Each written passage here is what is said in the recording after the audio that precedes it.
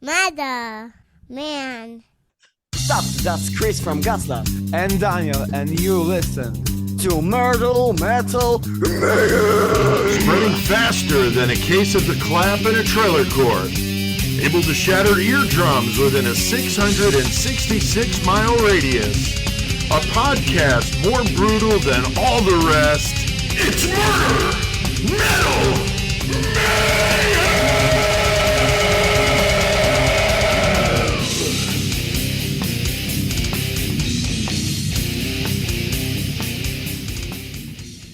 All right. What the fuck's up? Hell yeah, man. It is Tuesday is what's up, and we're throwing down a brand new Murder Metal Mayhem in Horns High Studios for the Horns High Podcast Network. And awesome to have Chris and Daniel from Godslut doing that little promo. Fucking right it was. Those guys are so cool. Episode 242 going down tonight, guys. Getting closer, man. Almost at 250. It's just crazy. Almost. So Chris is here with me in Horns High, as always. Joey over there in the 419 studios in Toledo. How's it going, dude?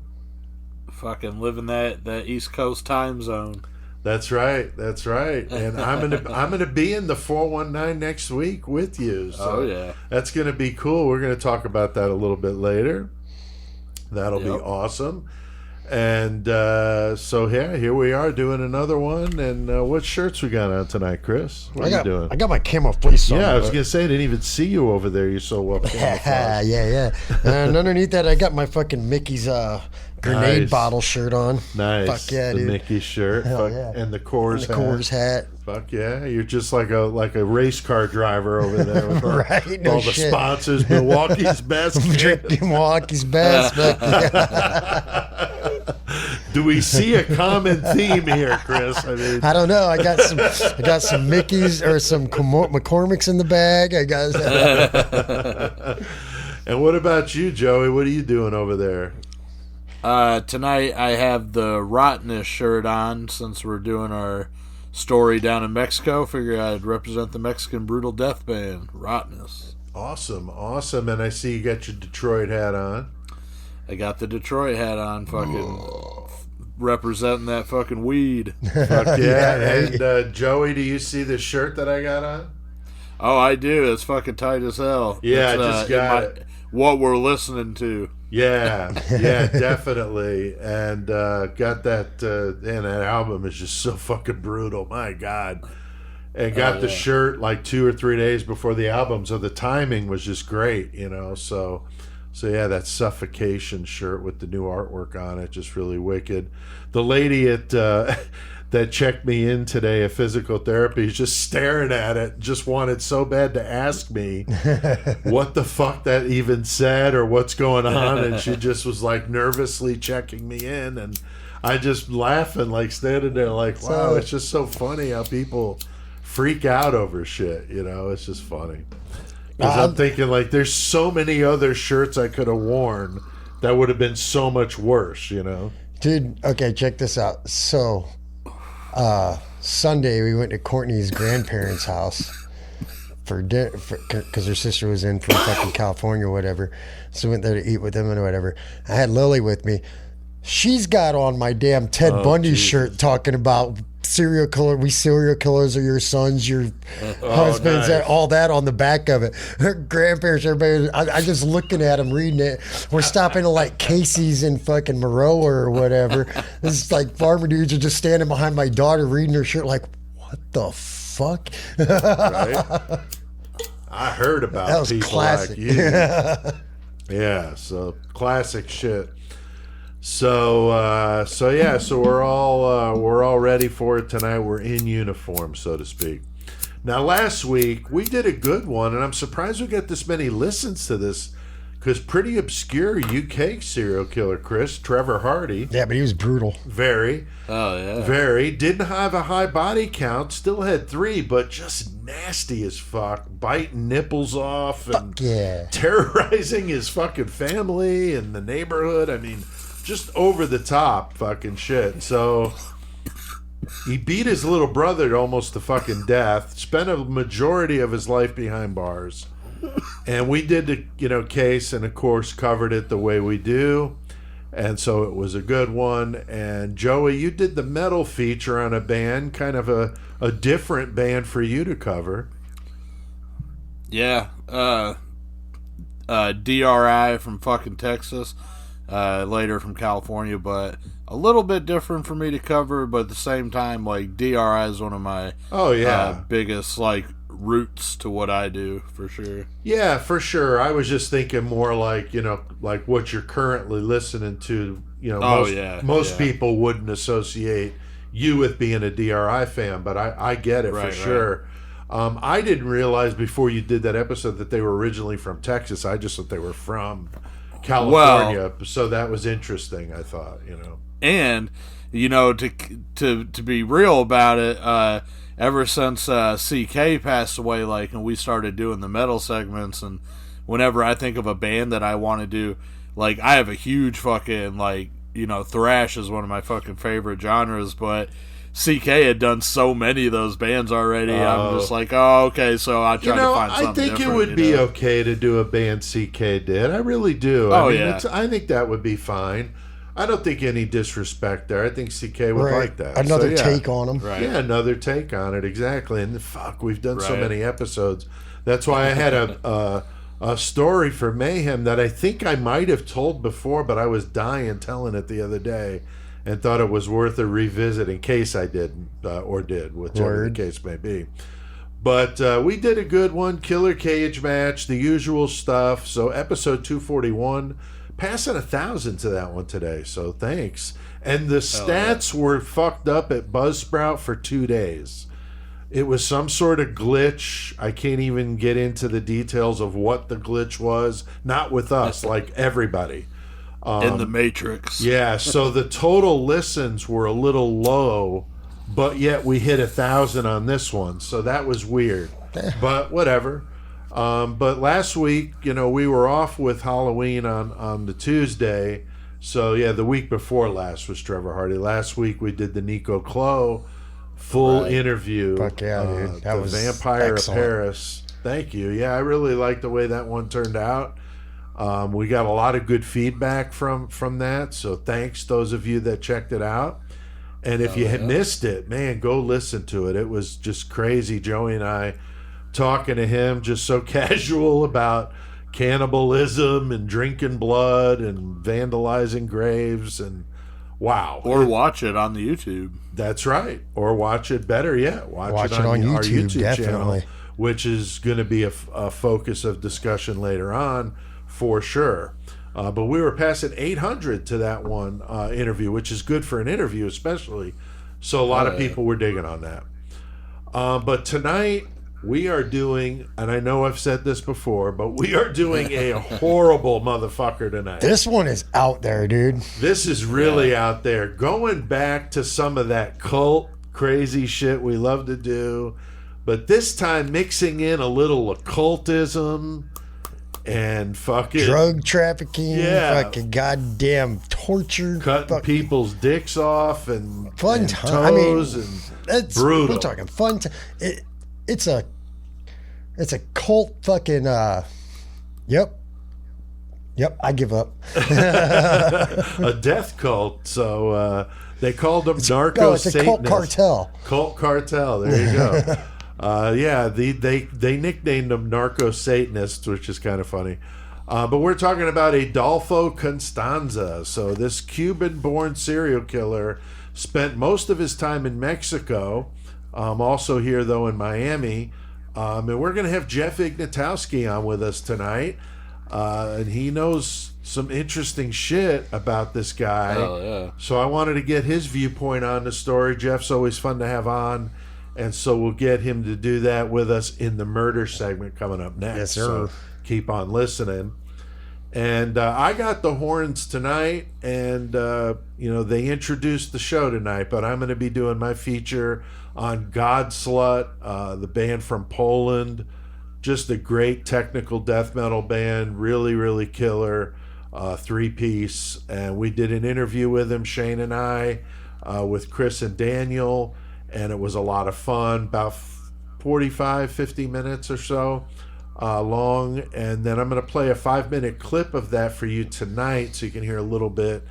And so that'll be awesome. That's my feature. And then, Joey, you got a Lost Classic, right? I've got one. Hell yeah. That's awesome. And I thought I'd want to get the Lost Classics maybe on the 666 second stuff as well. Right. I thought that might be cool, is to do like 3 or 4 of them in one. You know what I mean? Just little quick snippets about 3 or 4 just Lost Classics. So that might be cool for us to do too with that.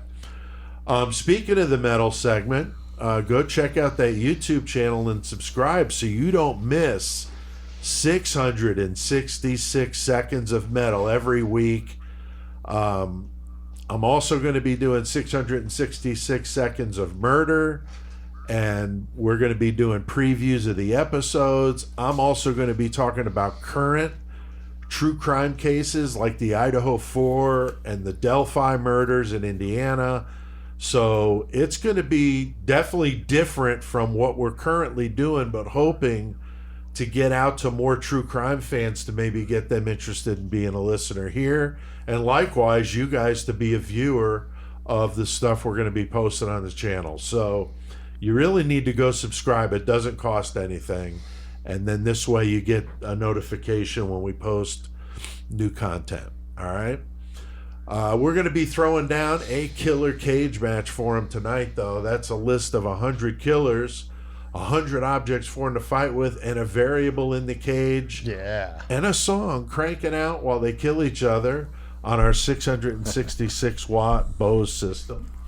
And it's a blast, and we have some listeners to thank for the random numbers. Yes, we do. And tonight we have our friends Mark Tucker. Hell yeah, Mark. Blessed with Pain. Oh, yeah. The whole band, apparently. The whole band. And fucking a friend, Holly Joe Ziegler. Hell yeah. So thank you all very much. Yeah, that's awesome. Definitely appreciate that, guys. And then, Joey, we have got one hell of a brutal one happening tonight. Some old school shit. Yeah, we got a heavyweight championship in the cage match if there ever was one. For real. And we're gonna have fucking Ted Bundy going up against Jeffrey Dahmer. So that's some high profile shit. That is high profile. Better get your tickets. Yeah, that's going to be ringside seats for me because I'm definitely going to want to see what happens with that. And Chris, we know the objects can totally fucking throw it. And that variable can fuck it up too. And the variable, yeah, especially if it's somebody in your family. You know, we don't know. So, but and the song playing can either get them fired up or mad. You know, one of the two. So we'll do that. It's a listener favorite, and we'll do it in the Mayhem segment. So that'll be fun. Big thanks to everyone out there who listens to us. Keep on spreading that word. We appreciate it. Like I said, the numbers are a little down. Well, it's about the same as last week, but or the last time. But again, we had a lot of listens to that Trevor Hardy episode, so I'm just not sure. But nonetheless, about 2,800 total listens, so thank you. Fuck yeah, appreciate it. Exactly. And Top Chris, fucking 10 cities we got going, though. We got, as always, number 1 is Chicago. oh yeah, Chicago. Then we got fucking Brisbane and Queensland, Australia. Amazing. Clinton, Illinois is number 3. Oh, yeah. Number 4, we got Vicksburg, Mississippi. 5, we got Brooklyn, New York. Yo. And then Sedoris, Illinois at 6. Athens, Ohio at 7. Honolulu, Hawaii Hell yeah. at number 8. Columbus, Ohio at 9. And then Melbourne and Victoria, Australia is at number 10. So That's amazing. Yeah. Man, that's amazing. Seeing just these same cities up in this top 10. Thank you guys, man. That's fucking awesome. But yeah, like Joey said, 2 Ohio cities, which is great. Yeah. And we still got the 2 Australian cities in there, which is amazing, in different states. So, or what are We trying. you know, are their version of a state.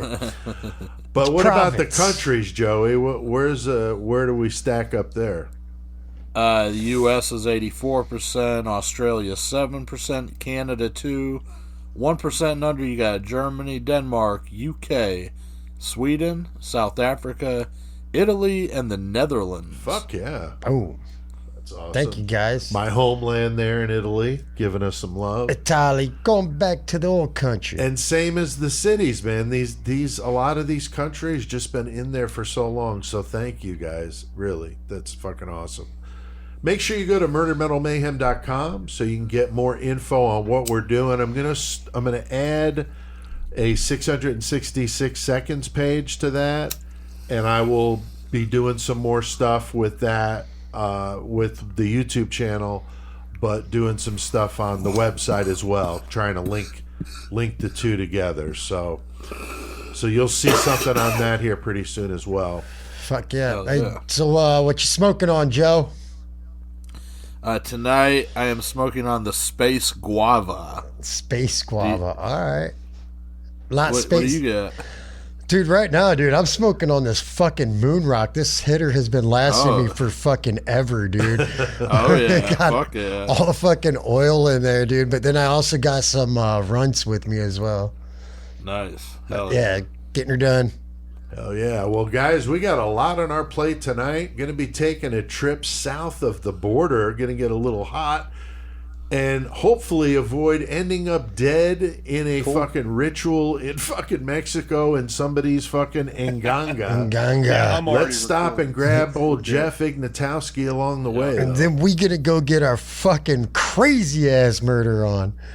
Narcos Satanos. Head in a box. This is not a woman's head in a box, you sick freak. This is a woman's head in a freezer.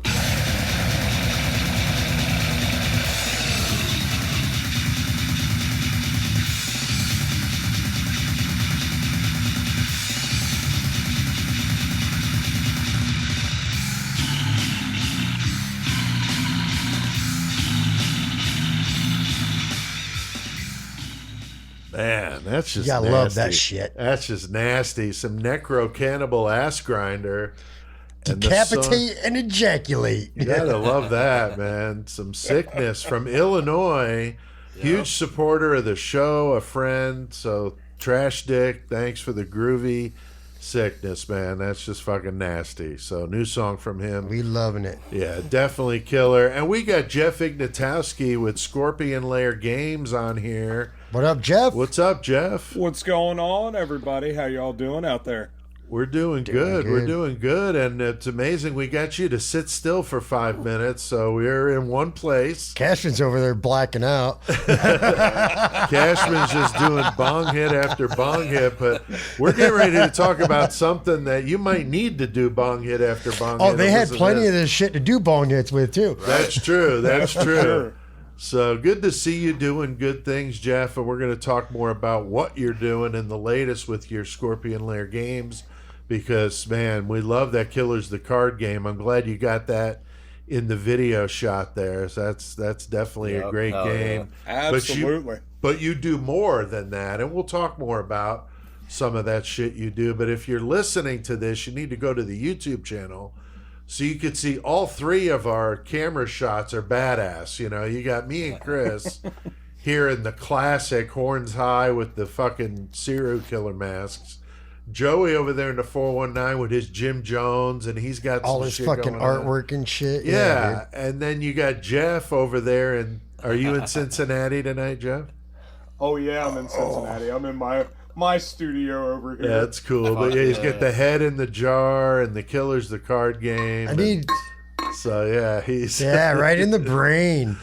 yeah. So it's gonna get crazy tonight. I think we need to be in a little bit of a odd mood to talk about this strange motherfucker, Adolfo Constanzo. So just over the top, a man known to many as the Godfather because he was the leader of a drug trafficking cult in Matamoros, Mexico in the 1980s. The media called them the narco-Satanists. I mean, over the top.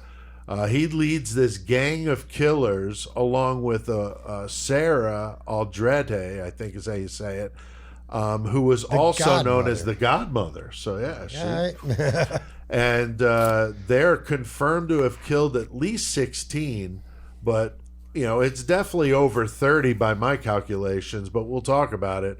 Could be quite a bit more. I mean, these motherfuckers are crazy. They really fucked up though, when they abducted and brutally murdered an American tourist. Oh, they picked the wrong person. Yeah, college pre-med student. So the fucking heat came down on them in 1989. And we're going to get into this one tonight and dig in because it's some sickness here. And Jeff, you had said that you knew someone that knew Adolfo. Is that how I remember that correctly or no? I've told you guys this before, and it's amazing to me. I drink a lot. I do all these conventions. I do all these conventions, and I get around all over the place. And it was 2 or 3 conventions ago. I was at my booth, and a guy came up to the booth, and he's flipping through, and he looks at the Colts expansion, and he said, "Do you have Adolfo Constanzo in the game?" And I said, "Well, yeah, I do." He said, he flipped to him and he's like, "Oh yeah, that's him right there. My grandfather's godson was killed by Adolfo." No shit. Oh my God. Right outside of their compound in Mexico is where Holy a bunch of the shit. murders happened. Yeah, So like he knew, like he had met, like his family had known Adolfo and Sarah, and they were killing people right in that town, right outside of their compound in Mexico. Oh my God. So he ended up taking a picture of Adolfo's card and Sarah's card, and he sent it to his brother, who still lives down in Mexico, in their like little village there. No fucking shit. Oh shit. Yeah, it was That's fucking wild. awesome. He was super excited about it. I bet. That's crazy, man. That's crazy. Definitely. That's like some motherfucker like me being who I am, but say like motherfucking distantly related to fucking Taylor Swift. Yeah, that's my 37th cousin or some shit. Dude, speaking of that, last weekend, or 2 weekends ago now, I was at a show and a girl came up and her mom's friend was killed by Ed Kemper. Oh, and Jesus. her great aunt's daughter was killed by Gary Ridgway. They lived out Wow. in California. Yeah. Talk about a That's fucked fucked. up family, man. Yeah, but California though, that's like fucking like murder alley, man. Dude, have we That's told you that? crazy, man? Jesus. Have we told you that actually we're friends with a couple people that are related to Gary Ridgway? They're like cousins. Yeah, No, I with didn't know with that. the last name Ridgway. No, their too. last name's not Ridgway. I thought it was. I think their mom's was. I call him Jake Ridgway though. I'll call him maybe Jake Ridgway. Maybe all the time. that's why. Yeah, I I think their mom was actually a Ridgway, but yeah. That's funny. That's funny. Dude, I met. And he last looks like weekend- Gary Ridgway. Dude, last weekend, I met Manson's nephew at a real? show. Nice. And well, he's married in. His dad, his stepdad was Manson's brother. God damn. Oh wow. So anyway, it was just crazy. Yeah, all yeah. sorts of weird serial killer. 7 degrees of separation shit. It's fucked up. So, Chris, I mean, we did a month of cults back in August, but we just can't get enough. And this guy, Some of them are insane, but this one is insane in a different way. Like the fucking Heaven's Gate, fucking weird. right? That's all that was super weird. Right. Shit like that. But this is just intense. Like I was saying earlier, this is like straight up a cult fucking cartel. right. Basically is Yeah. what it is. Yeah, it's got elements of all of it. I mean, this guy had his hands in a lot of The shit. black and- magic or whatever. Yeah. Hey, in the opposite words of Sublime, I do practice Santeria. Yeah, so this is definitely going to be a good one for us. And Joey, any metal bands that you're aware of write any songs about this shit? No, I couldn't find anything. I thought maybe Brujeria probably would have did one. but they That would didn't. put Oh it in yeah, a band. Brujeria, yeah. But something interesting that I clicked on the Wikipedia and the Murderpedia to see because they do external links about that shit. Oh yeah. And just kind of the first time I'd ever seen this on Wikipedia, there was a scroll down fucking for you know, they got pop culture, his death, the murders, and all this shit about Adolfo. But they also got one for podcasts, and I had never seen a link for I did notice that. And I fucking looked, and like last podcast on there, you know, and those. But I'm Right. like, what the fuck? I went through a whole thing like looking up ones that we had done just to see if we were ever mentioned. But Yeah, not yet. That's Not funny. Yet, so. That's funny you mentioned that because I thought the same thing, that I'd never seen that before. Yeah. I was like, man, I wonder if we'll end up on here because we're doing. And it, I but didn't I didn't look. But like even bigger ones, like I looked up Ramirez and Gacy and shit, and none of those have one of those. But Interesting. Adolfo does. So weird. That's Interesting. weird. Somebody added it, so Right. very, very cool. So So go ahead, Jeff. speaking of all that stuff, and Murder Metal Mayhem's renowned, right? I was at my show this last weekend, and there are several people that listen to the podcast that came up and talked to me. Nice. And we're like, dude, we hear you on Murder Metal Mayhem. I was like, yeah, I do. I'm on that show. Fuck yeah, dude. That's Very cool. badass. Good, yeah. That's, So- that's Hell good yeah. to know. That's Yeah, great. so a couple, at least one of them, or two of them were vendors at the show that I was at. And then there was somebody that was just came to check out the event that I was at, that they were super excited. That's badass. awesome. Fuck That's yeah, fucking dude. cool, man. Love to hear that.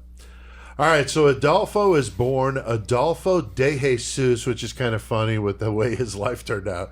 Definitely not Jesus. Constanzo. In 1962 in Miami, Florida, which he was in that little Havana neighborhood. His mother was a 15-year-old Cuban immigrant named Delia Gonzalez, who would end up having two other kids, but all the kids had different fathers. Fucking Mexican. No, I'm As just a kidding. I'm just baby- kidding. Yeah, I'm just please. kidding. As a baby, his mom would take him to a priest in Palo. Hey, look. Or a priest of Palo, I'm sorry. I got 3 different kids' moms, so I can't talk shit. That's right. That's right. Who blew smoke around him and predicted that he would become destined for greatness, a chosen one. So blowing smoke around, Chris, maybe you could try a side business, blowing cigarette smoke around babies and deeming them to be chosen one. Or, Fucking, I could do the alcohol vaporizers. yeah, there you go, because they were doing that shit too. But yeah, that's a whole different deal. But her first husband left the family, and she moved to San Juan, Puerto Rico, and got married again. Adolfo gets baptized Catholic, but then went with his mother to Haiti to learn about Haitian voodoo. So that's some crazy shit. Why not? On multiple occasions. So, you know, she's getting him exposed to some stuff here. And Dude, this he was would even an altar definitely... boy when he was Catholic, too. Well, yeah. That's what, like, yeah, it's weird. He was like both. It's just kind of weird. maybe that's why your life gets into a certain few things that happen. Maybe. So this is definitely sparking an interest with him with the occult, dark arts, and that sort of thing. But he's an altar boy at church, so you got this weird, yin yang thing going on.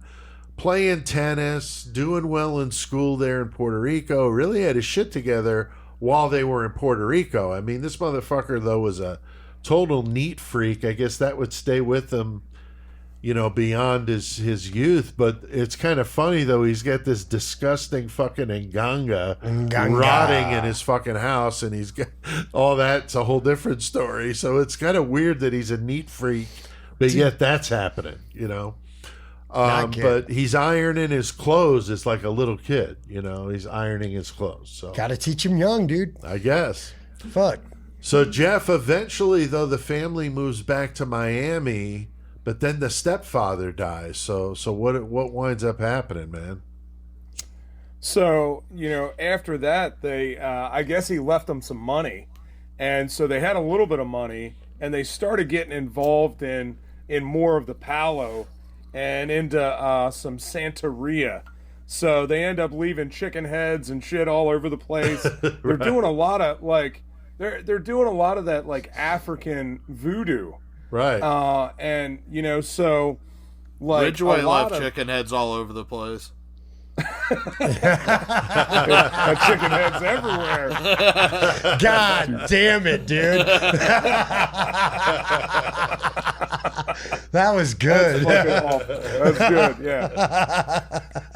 So you know the all of that stuff with Palo is it's a fascinating religion because you know it's very much based in African kind of tribal culture, Right. and you know, and brought over to Mexico and then mixed with voodoo and then mixed with like Catholicism.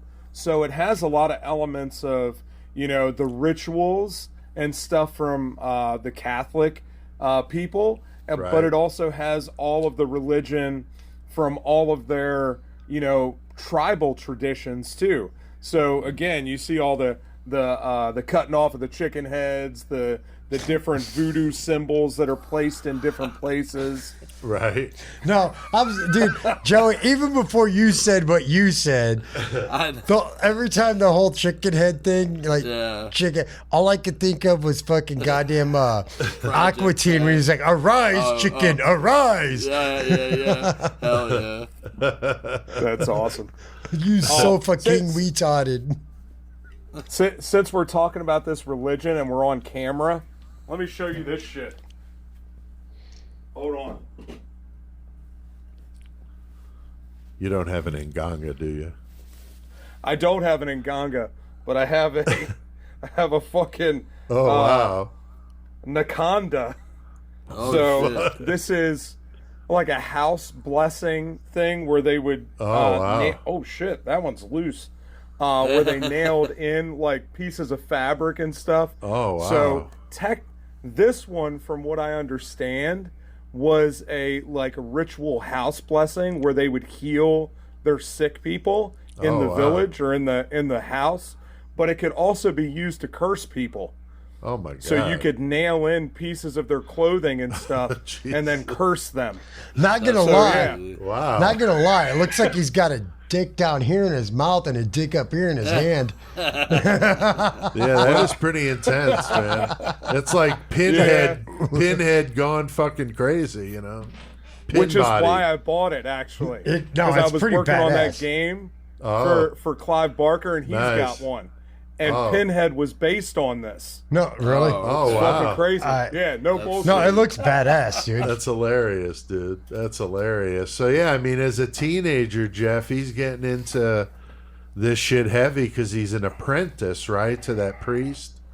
Yeah. You know, and you wonder, you know, all the stories about priests and stuff, and later on some of the shit that he gets into, and we're going to get to it, but you wonder how much extra loving he got from those priests. Yeah, you would have to wonder, especially since, you know, he was bisexual. So, I mean, it's very possible. Yeah, hard telling, pun intended there, you know, how that went down. But, yeah, I mean, he's getting into some shit. I mean, I didn't really get too heavy because of just time to research exactly what those religions are about. But, I mean, this is a pretty extreme, like, animal sacrifice. Yeah. And, you know, he, of course, took it, and like they all do with these cults, is they take something that may be very, you know, innocent, you know what I mean, and warp it into something fucked up and violent, you know what I mean? Because I'm sure most people that practice this don't do the fucking crazy shit he did, you know what I mean? So we don't want to, you know, say that anybody that follows this is this way, but this is just like a perversion of the religion, just like the terrorists did with, you know, Islam and that whole situation. It's the same type of thing, you know what I mean? Yeah. And this guy just fucking got all crazy with it. But I mean, the foundation that's being set though here is not good. You know, he's exposed to something that in his mind is taking it to a different fucking place. You know, I mean, it's interesting, and like we've pointed out too, with the tie-in with Catholicism and some of the the rituals they do in Catholicism are not that far off of this, but this does things more, literally than some of that stuff. So it's interesting. You could debate it forever, and that's why I don't want to really get into it. I just wanted to kind of let the listeners know, like, these religions are, different to us because it seems like, from another world, but. Oh, no, this guy was just fucked up. It ain't a religion. Yeah. Well, that's like I said, he takes that and then makes it fucked up. Yeah. Oh. Chris, I mean, you guys don't do this at the Nation, do you? You're not sacrificing zebras and shit like that over there? Look, first of all, you don't know what the fuck I do at my house. There has been some shit happening there that you should probably go to jail for.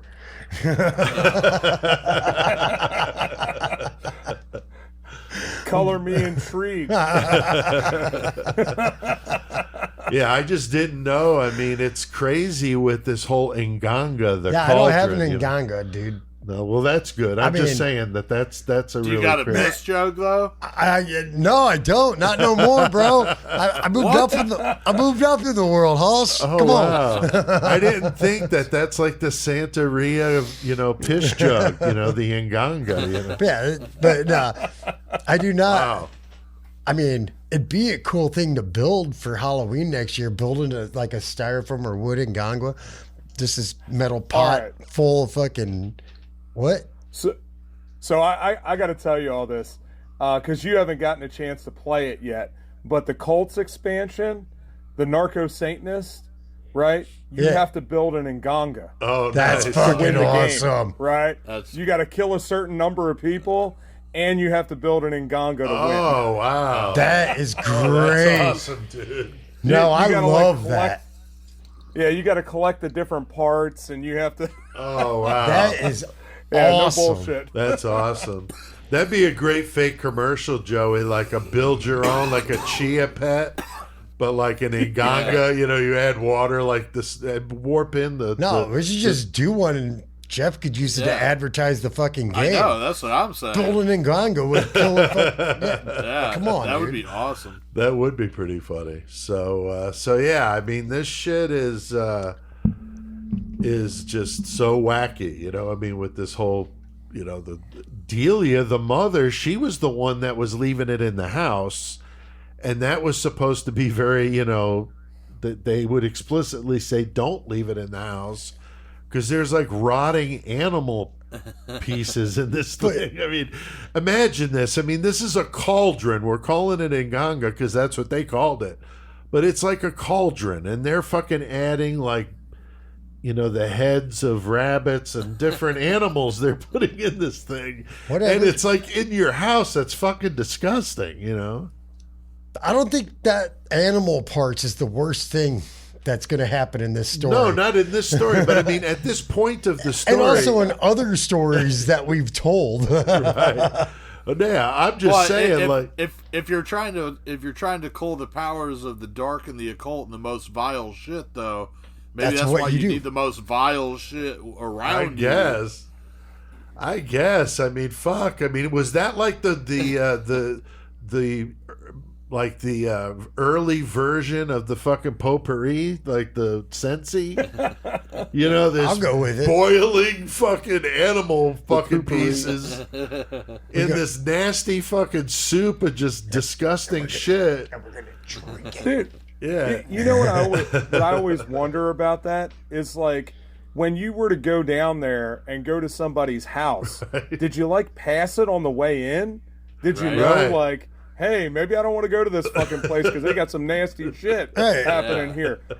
Like they say that they had to store it outside, right? Because the Nganga was its own entity, right? Yeah. They believed it was an actual, like a force, Right, exactly. So, like A living Like, where thing the- with its own like universe and shit. It was like Yeah. some really wacky shit. Oh, it definitely Like, had where its the- own fucking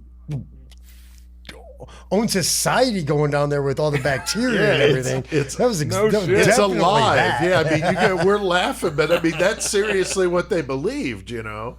Yeah. So this yeah. thing was like alive. It's just really fucked up to even think of it, you know?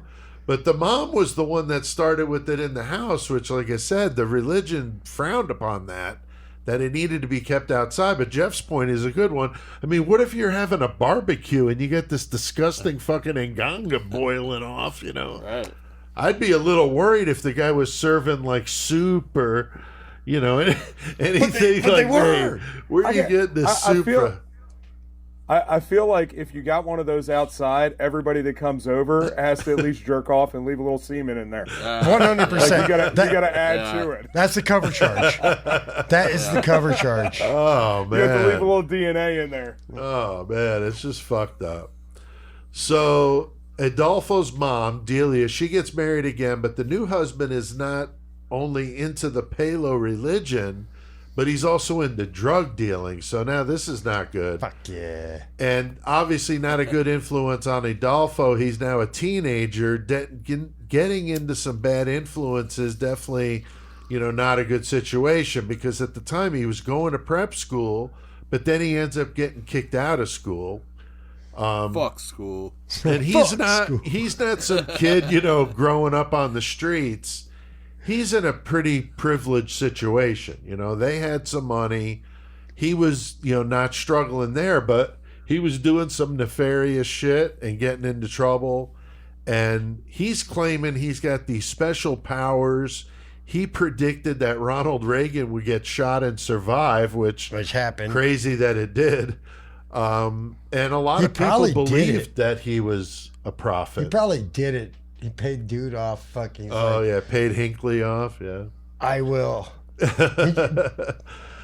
So, yeah, I mean, it was other stuff too, of course, but he had these people believing that he was some kind of special prophet, you know? And Joey, I mean, he's involved with this stuff now with his mom, which is fucked up, and getting into some even more trouble, right? Yeah, I mean, he's learning how to fucking come up and hit licks and all that shit. Fucking, his mom's teaching him some bogus shit, and you know, she tells him that he's got psychic abilities and shit, and that she believes that he has powers. Which, you know, later on, obviously, he's gonna believe, you know, in that shit as well. Right. But they get busted for theft, like fucking vandalism, shoplifting. Like, it's the beginning of his criminal path, but at the same time, it's like, if you had those powers to protect you and keep you invisible, why did you get busted? Like, obviously, that didn't work out too well. So later on, maybe he just fucking, that's why he needed a little more fucking shit in the Uganda, you know what I'm saying? Did you see that The shit there? Uganda. Like- The Uganda. Obviously his mom, Uganda. like Nganga. Obviously his mom's fucking teaching in some fucking weird ass shit, but at the same time, remember, like, did you see that she got like busted or whatever? And there was like 30 some animals in the house, and the whole fucking floor and everything is just covered in blood and feces everywhere because all these animals Chicken heads all running over around the place. fucking house. Like, what But the he's a fuck? clean freak. Yeah, that's all while weird. he's like fucking ironing his clothes right next to the piles of shit. Yeah. Right? Yeah. Dude, That's funny. I used to work at for the Department of Juvenile Justice, right? Right. And I went into a house one time, and we were trying to do a home visit, and we were talking to these people, and the fucking one of the dogs took a shit right on the floor, right? Right while you're talking? Yeah, while we were talking, the dog took a Jesus. shit on the floor, and I turned over and I said, "Hey, you gonna get that?" And instead of them like cleaning it up, they threw a towel over it and sprayed it with like air freshener, and just kept Jesus. talking to us. That's And I fucking was like, "What the fuck is going on here?" awful. So crazy. Dude, I used to have to do for my job home inspections like prior to demolition, and I saw some gnarly stuff. But I saw this one house. These people had just moved out the day before, and there was a huge pile of dog shit in the middle of the kitchen floor that was like petrified. So it had been there a while. Right, And they I'm just thinking, swept it into I a remember pile. you told this. this Big dog took a Christmas. fucking dump, like a big fucking dump in the middle of the kitchen floor, and you nasty fucks let it sit there and petrify. And you just moved. It was just so. I used to see that stuff all the time. Yeah, That shit is gross, man. Dude, Yeah, it really one day when we don't have any mayhem and we gotta fill some, we need to just tell a story about a house that we've gone into where the shit was just ridiculous on the carpet, and we've all been in one of them places, and that's such a classic mayhem that we haven't really brought up. I think. that's a good point, dude. That's a good. We don't have to point. call anybody out by name, but we've all been in some gross houses. I guess. Oh yeah. Right. Definitely. So I mean, Jeff, he ends up as an adult now, moving to Mexico City, and now things are going to get even more fucked up. What's going on over there? They get super crazy, and this is kind of where he Mid-murder starts bus. really meeting some of the people that become the big players in the cult later on. Right. He's already involved in all the drugs and all that stuff, and he's learning that whole game, and it's kind of crazy because we talk about him and his mom got caught for shoplifting and shit like that, but he is getting away with bigger crimes, right? They get busted for some of the little shit, but he doesn't get caught for the bigger stuff that he's doing. True. Because he's moving a bunch of drugs now. Right. And so he meets Martin Quintada. I'm fucking bad with names. Sorry. Quintada. But he meets Martin, right? Right. And so, and Martin is pretty well known for being gay. And so now the cult starts to take a new meaning because it's not just them busy running drugs and, believing all this shit about Adolfo. Now they're all getting involved in sex. Right. So they're all sleeping with each other. Yeah. And I think that brings a whole new meaning to the cult. And we see that with other cults too. Right. When all of a sudden, especially for a cult that's, based in these African traditions and all of this voodoo, sex magic is a real big thing. And so now they're performing all of that and, sleeping with everybody. And that really, really changes things for them. And then they start sacrificing all kinds of animals. You already mentioned the zebras and shit. Like, so... Lion cubs? I mean, goats. wow. Yeah.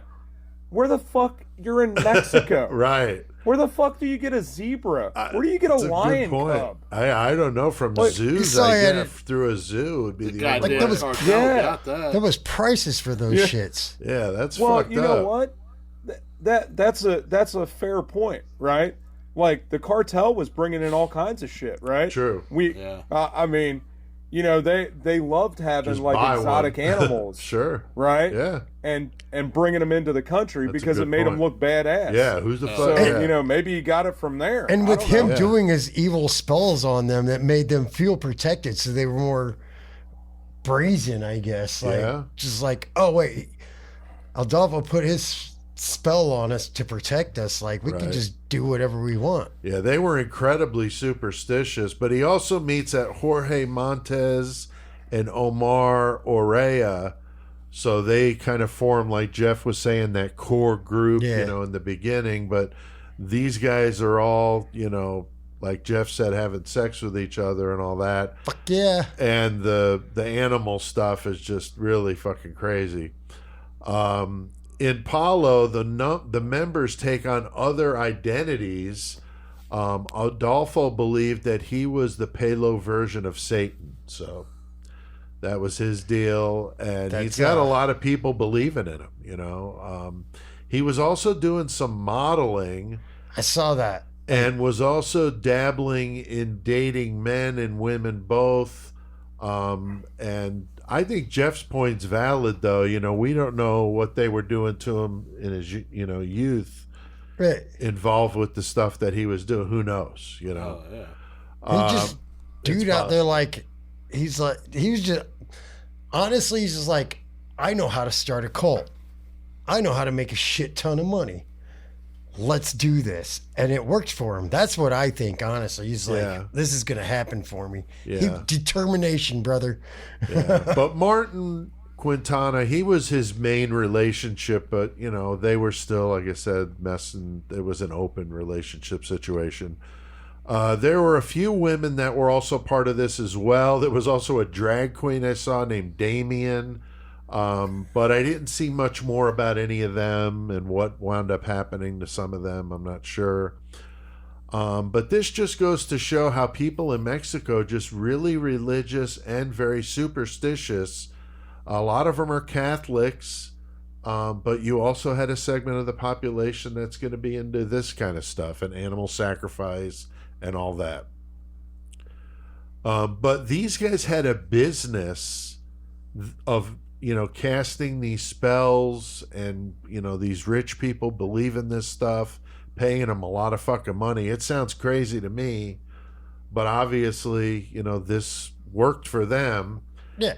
And, you know, the whole Nganga thing is just fucking crazy. I mean, he just learned how to fucking take. You know, he learned how to take the drug cartels literally, and be like, he had grown up predicting all these things, whatever, had this thing going. The drug cartels wanted protection, getting their stuff, so he would charge them money, and that's how he came up, and it was through the cartels, though. Right. Because he's like, so if I can make money off of your drug money, let's do this. Yeah. Well, I mean, they believed him, you know. I mean, what up, Jeff? They were very superstitious. What were you going to say, Jeff? Yeah, for hundreds and hundreds of years, people have been buying into, you know, especially these tribal religions and stuff. Right. The witch doctor, right? And currying favor through whatever magical spells or totems or that's what items these people that are they doing. could get. Right? And that's all they're doing. They figured out that they could do that, and that people would pay them for it. Yep. And it's no different from, you know, back in the 1600s, where the church was getting people to put money in for indulgences, right? So they were basically paying to get into heaven or to have favor with God. It's the same thing here. They're trying to get favor with whatever their spiritual guides are, to try to make sure that they have love and health and and life. And so all these dudes smuggling these drugs are just like, got it. It worked last time. I'm gonna do it again. Yeah, yeah. I mean, he had to have good success with it. It just sounds so crazy. Listen. When I do conventions, I literally put shit in the same spot on the table every single time. I actually, like, the top of my my thing, I make sure that it's facing a certain way every time, because I'm super fucking superstitious too. I used to be like that with sports. I was that way with sports. I don't follow it as much as I used to, that's for sure. But yeah, I have a little bit of that as well. A little bit. You can't wash your left testicle until after the fourth game. So this just goes to show how, you know, these people were just super into this stuff. Now, Chris, Adolfo now is in this business with them, you know, this group, but he becomes the leader. And how does this now start to get even more crazy? He starts killing people. Yeah. Again. Fucking, he would actually have his people that started following him just walking around and, like, go find me a victim, and they just go grab random people, be like, hey, you want to come hang out? Right. And he would, as soon as they got there, he'd just fucking hit him with a machete or whatever. And then there's this one family, I can't remember the family, but they just disappeared. Yeah. They just disappeared. Nobody knew what happened. But then their body pieces start floating up out of Yeah, I got that coming up, where they would talk about the elimination of the entire family, which is fucked up. But, you know, he's practicing kind of a merger of Palo and Santeria, similar to what we see in these cults where, like, you know, they take this piece of this part and that. Oh, I don't like this, so I'm not going to do that. But this is cool, so I'll follow that. and they make it their own. And when you're fucked up like this dude is, I mean, it's taken to a whole nother level. But I mean, he's got wealthy people, celebrities. He is networking like a motherfucker. I mean, this guy really knows. We talk about this all the time. These guys, if they would have used this shit in a positive way, I mean, think of what this guy could have done, right? Could have started his own business and been very successful, Well, look at what he's doing. He's providing not only like their drug habits, right? Right. He's also providing their spiritual guidance. Right. He's providing protection for them. Right. So he literally becomes everything for these people. You need to relax a little bit. Here we go. We'll bring you in some drugs to relax you. You need to get up and get some shit done. Well, we'll have you snort a couple lines of coke. Right. It's crazy. Yeah, definitely, dude. Definitely. But Joey, through this business, I mean, he's meeting some very, very influential people, and that would lead him into this whole heavily into the drug cartels, man.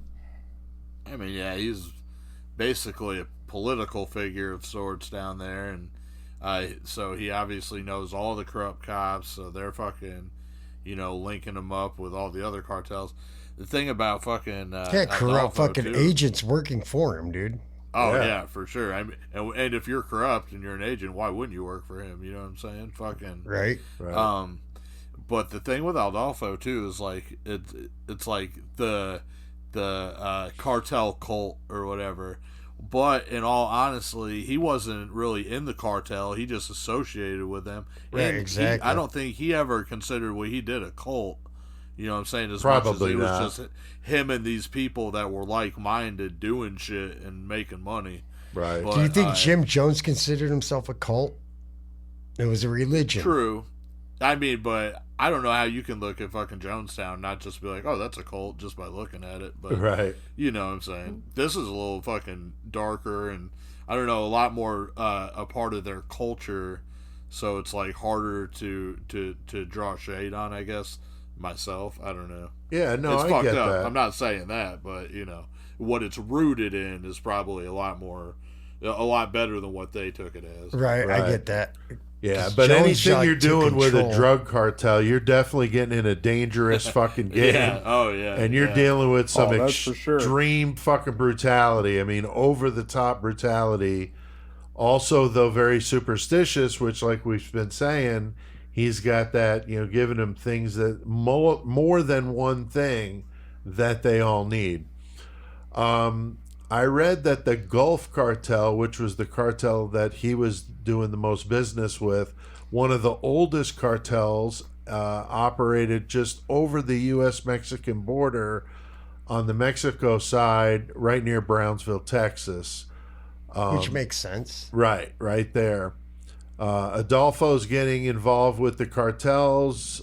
He demands to be a share of the business of one of the prominent crime families in the area, just very ballsy. And it's at this point, he would step up that Paulo fucking shit he was doing, and he's now raiding graveyards to get human bones for the Nganga. So he's just not satisfied with chickens and whatever else he was using. So now he's got to go get human bones, pulling some Ed Gein shit here. But it sounds like maybe Nico could have helped him out a little bit there. Yeah. But Nico's too smart to deal with this fucking Yeah, fool. Nico ain't gonna fuck with this guy. This guy's dumb. Exactly. So one of the guys, though, that Adolfo's doing business with is this federale by the name of Salvatore Alarcon, or Alarcon. I'm not sure. I'm butchering the pronunciation. But he is a well-known federal police officer. The nickname, though, this guy, Three Face. Yeah, because he had This those is so scars. fucking wicked. He's got a scar going down his face, so they said each side of his face looked different. From right. the sides, he looked like two different people, and from head on, he looked looked the like same. three, because the two together were. I mean, that's just fucking horrifying. I mean, like, what the fuck? It's like a fucking goddamn Batman character. Yeah, that's just unbelievable. So this guy, fucking Three Face, is No nuts. offense, bro. I know. And Adolfo would also be doing business with this guy that would be our equivalent of the head of the FBI. So, I mean, he has got some very, very high up influence that is just unfucking believable. But, Jeff, like with all of the death cults, they just can't be satisfied with killing some chickens, dude. They just got to get fucking crazy, man. Yeah, for sure. You know, and you know, you already mentioned it that, you know, he was starting to collect all of the bones and stuff from the graveyard, and you know, he was really just taking it to the next level, right? So from using all of the animal sacrifices and stuff, now he wants to go into taking over all of humanity, right? Right. So he has got big plans to enter in as, you know, Satan as like the ruler of this world.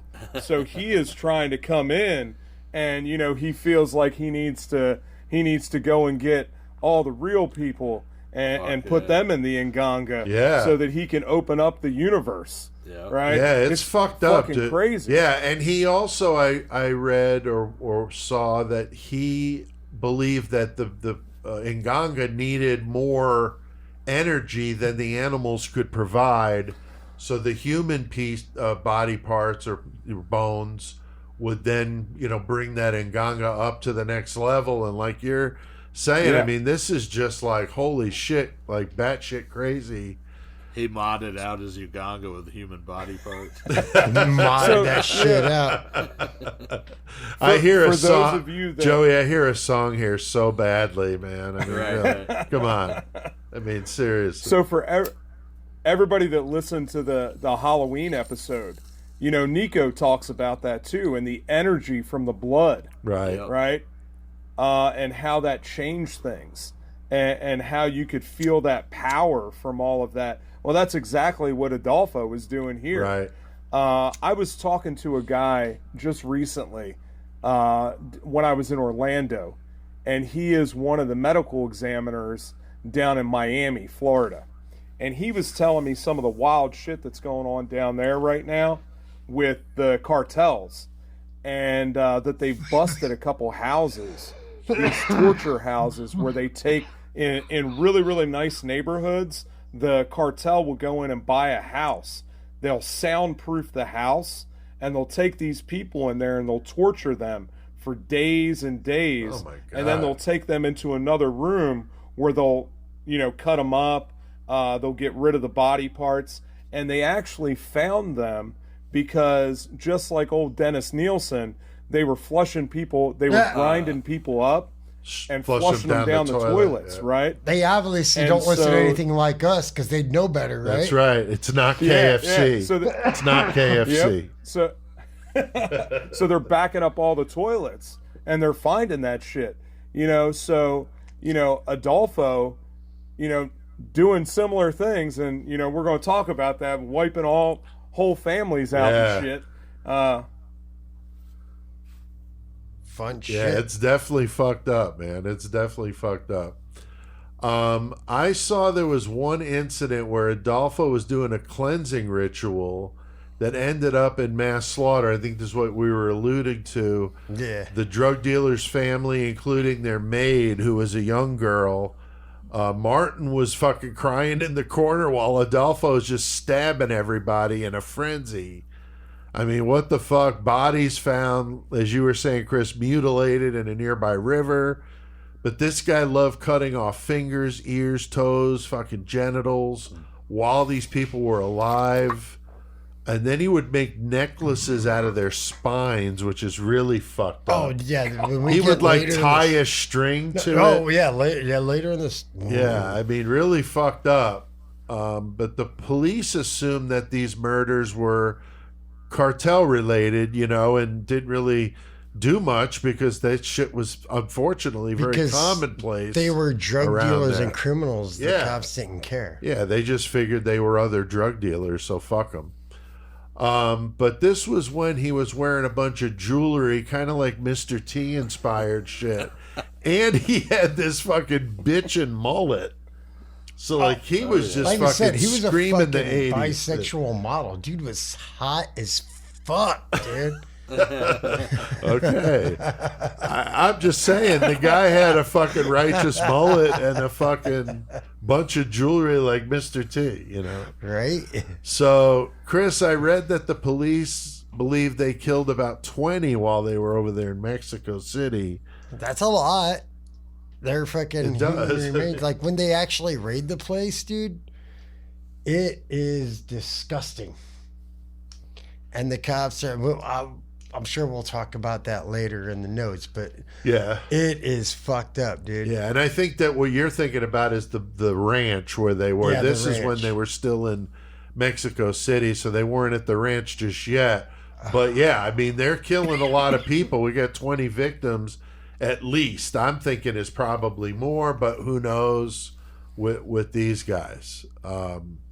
So now the group, after killing 20, felt that they needed the brain of a human being.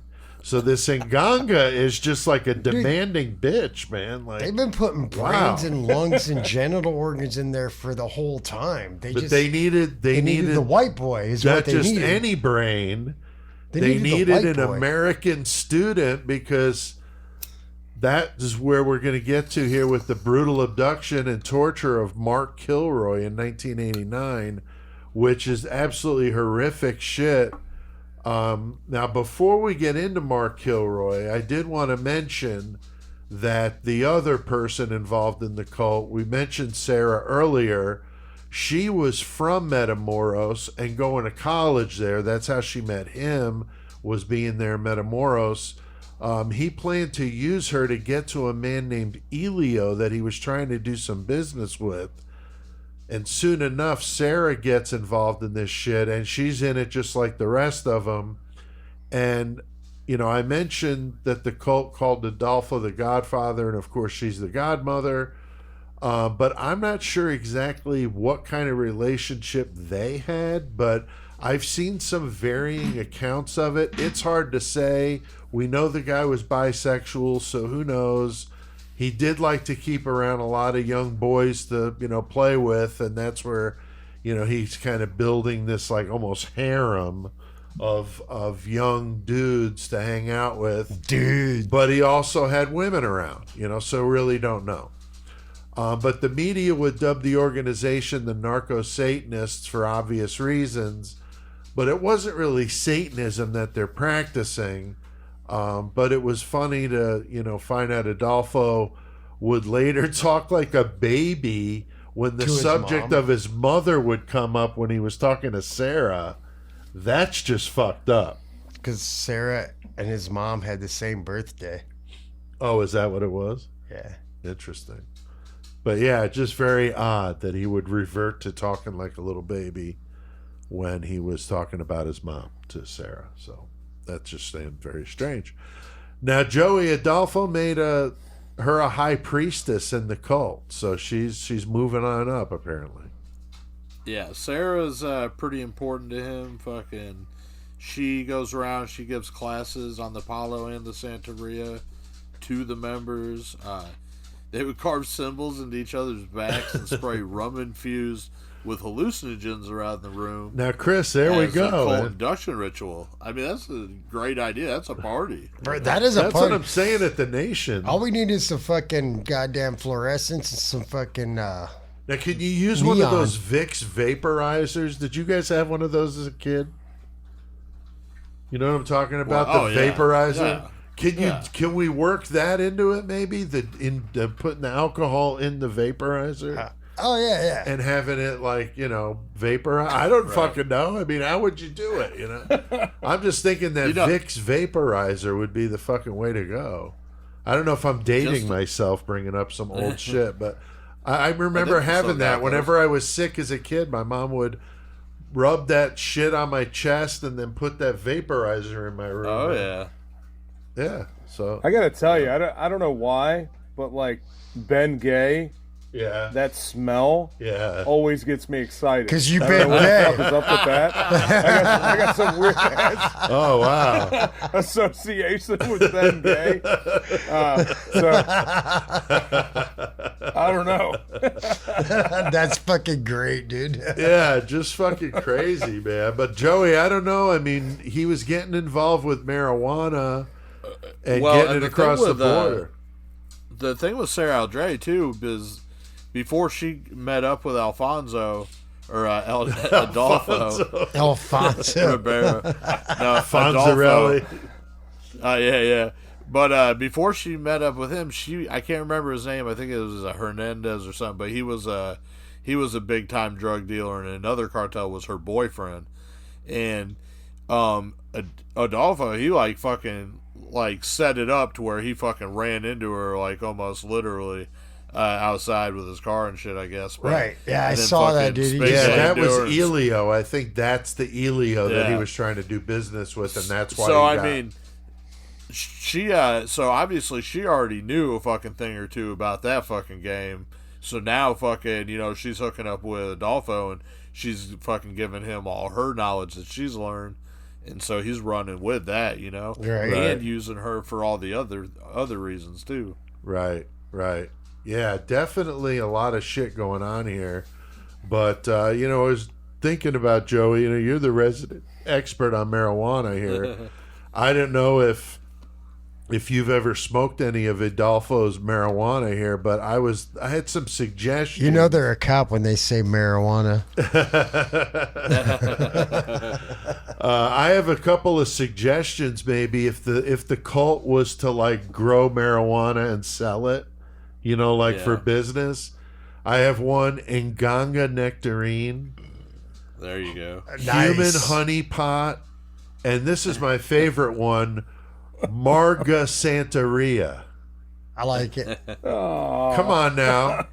I like now. all I'm three. just saying. I think Nganga Nectarine is my favorite one. That's pretty good, yeah. And then I'm thinking maybe an Nganga air freshener, for your car. You're missing the Nganga. You're in your car. Right. Why not have that stinking animal carcass fucking running in your car? You know what I mean? Yeah, It's dude. just good. The party keeps going. I'm sure that would have been a great Scentsy flavor I'll just fucking goddamn pull over on the side of the road in the middle of summer when we see a fucking raccoon on the side of the road. Throw that in there. There you go. Ready to go. In my Nganga you go. So Jeff, Adolfo moves the operation out to the desert. Sounding like some Manson shit here. What has he got going on? Oh man, he goes out there and Rancho Santa Elena, about 20 miles outside of Matamoros, but that's when he starts getting real fucking crazy. Right. Because he's isolated out in the middle of nowhere. Drugged the And fuck out, so- I'm sure.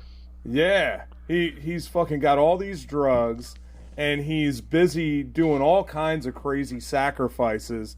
And part of it is now, he's also got Sarah, right?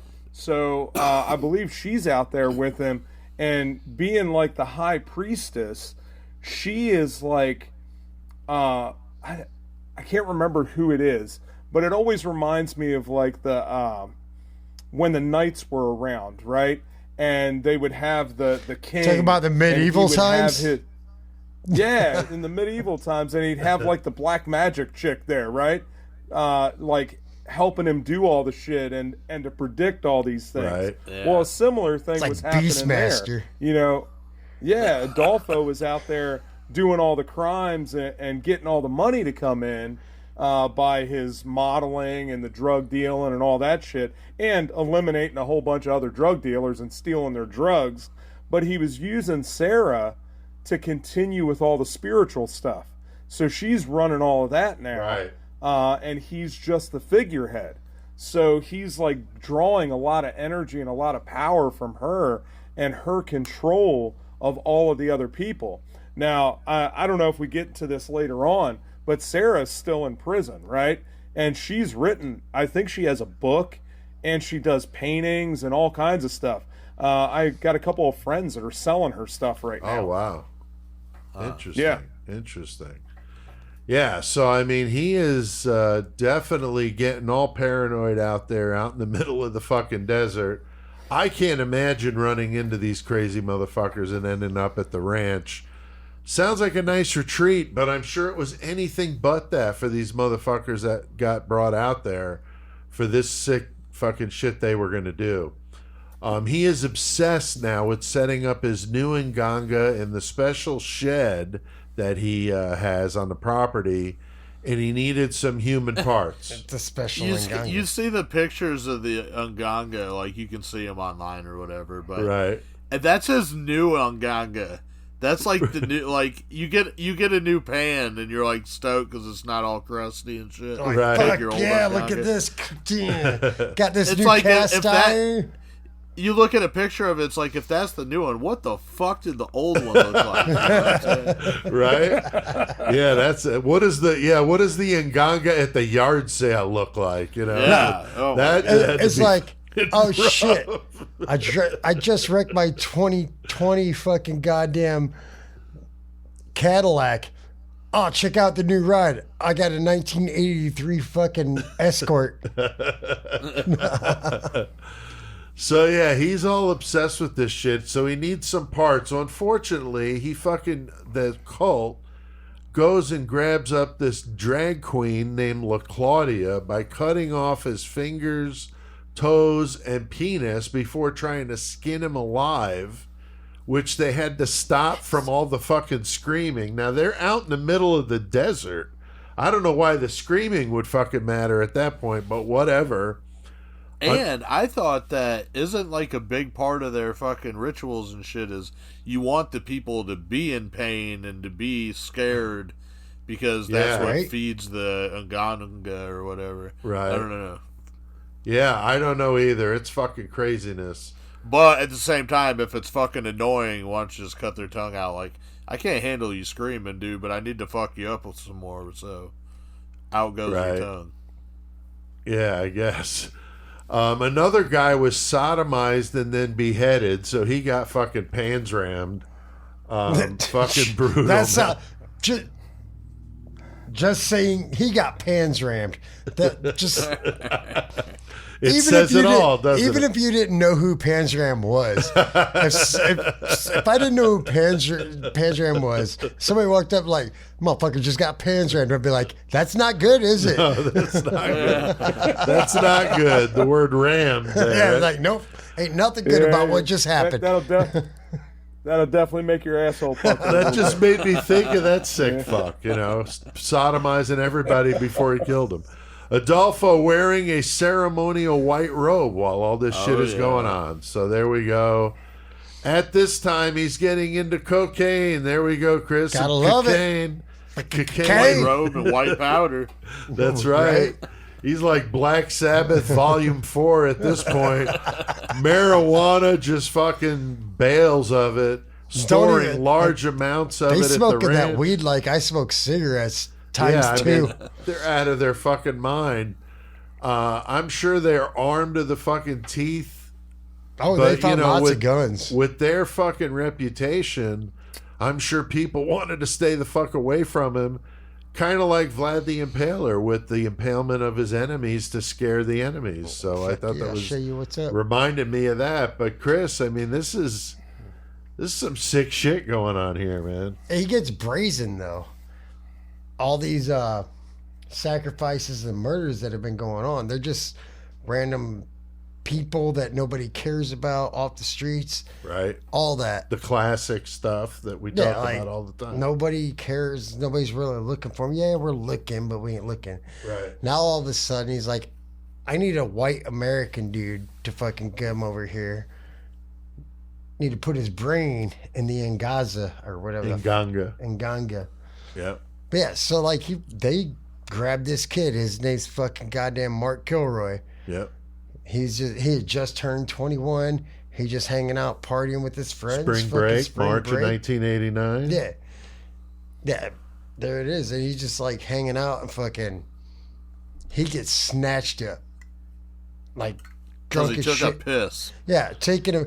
I take pisses in dark corners all the time. He gets separated from his classmates. And yeah, me looking at me, I'm not worried about standing off and taking a piss. Ain't nobody gonna kidnap me. They're gonna be like, no, that's not gonna work. But yeah, but he gets snatched off the streets. His friends are all like, oh, we can't find him. They're like, we'll figure it out in the morning or whatever. Right. They never find him. Well, sucks to be him because he got snatched up by the wrong people. He ended up out at the fucking ranch. Yep. That's the last place you want to be. In Ganga fucking time. Yeah, it's the last place you want to be.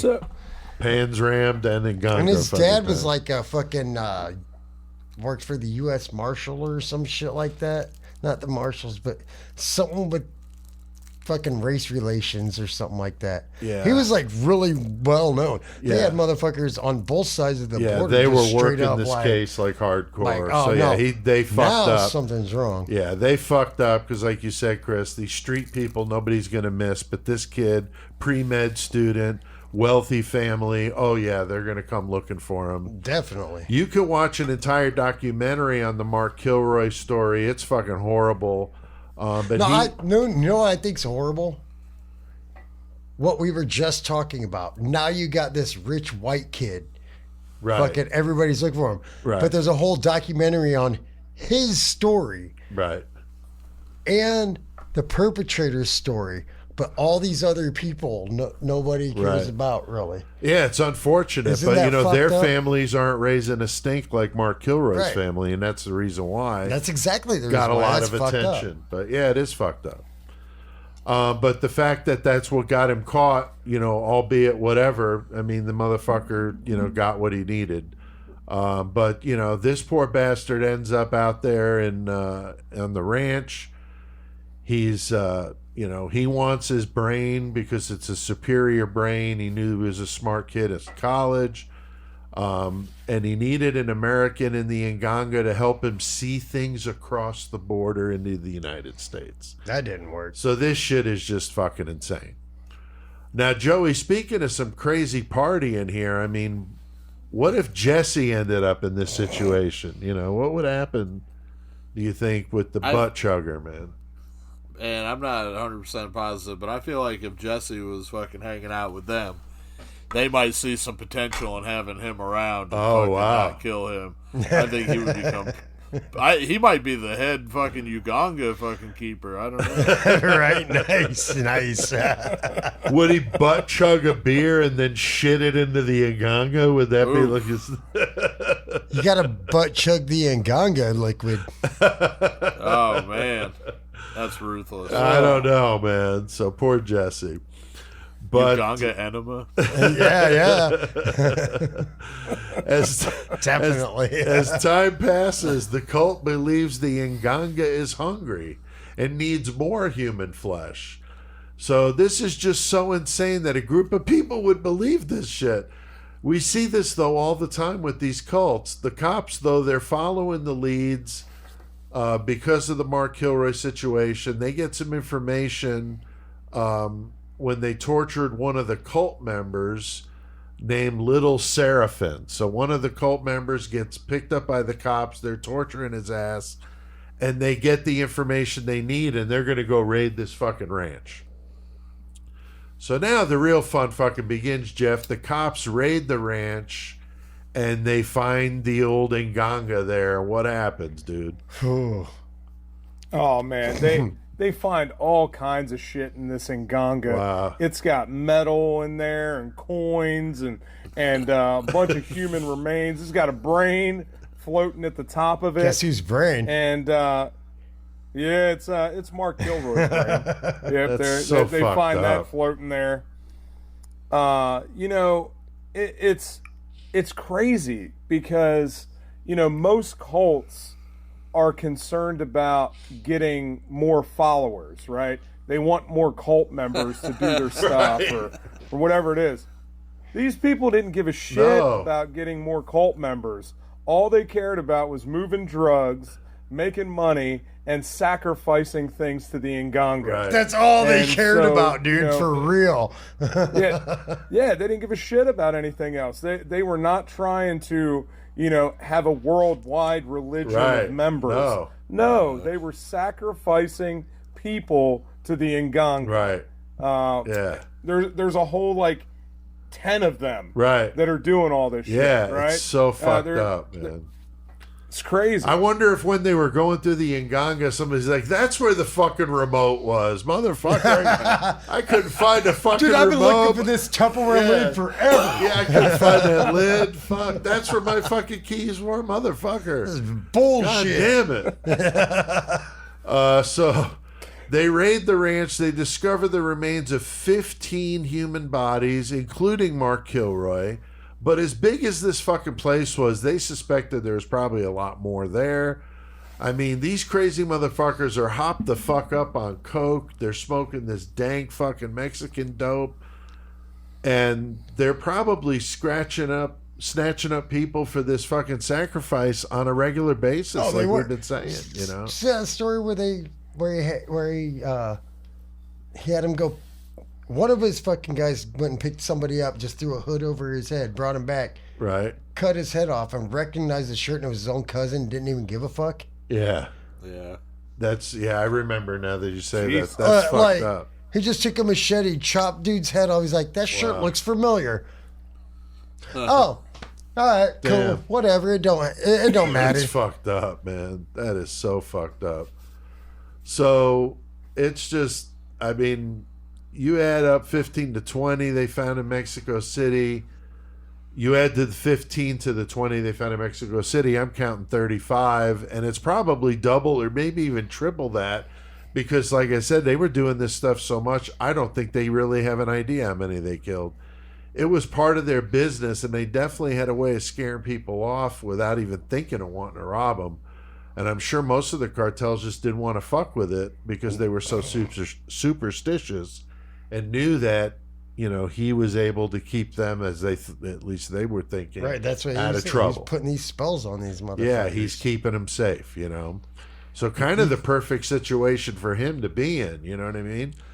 Now, Chris, the police, said that Mark Kilroy was killed, man, with a machete chop. Dude, like we were saying, this kid just turned 21. They're out on spring break and shit.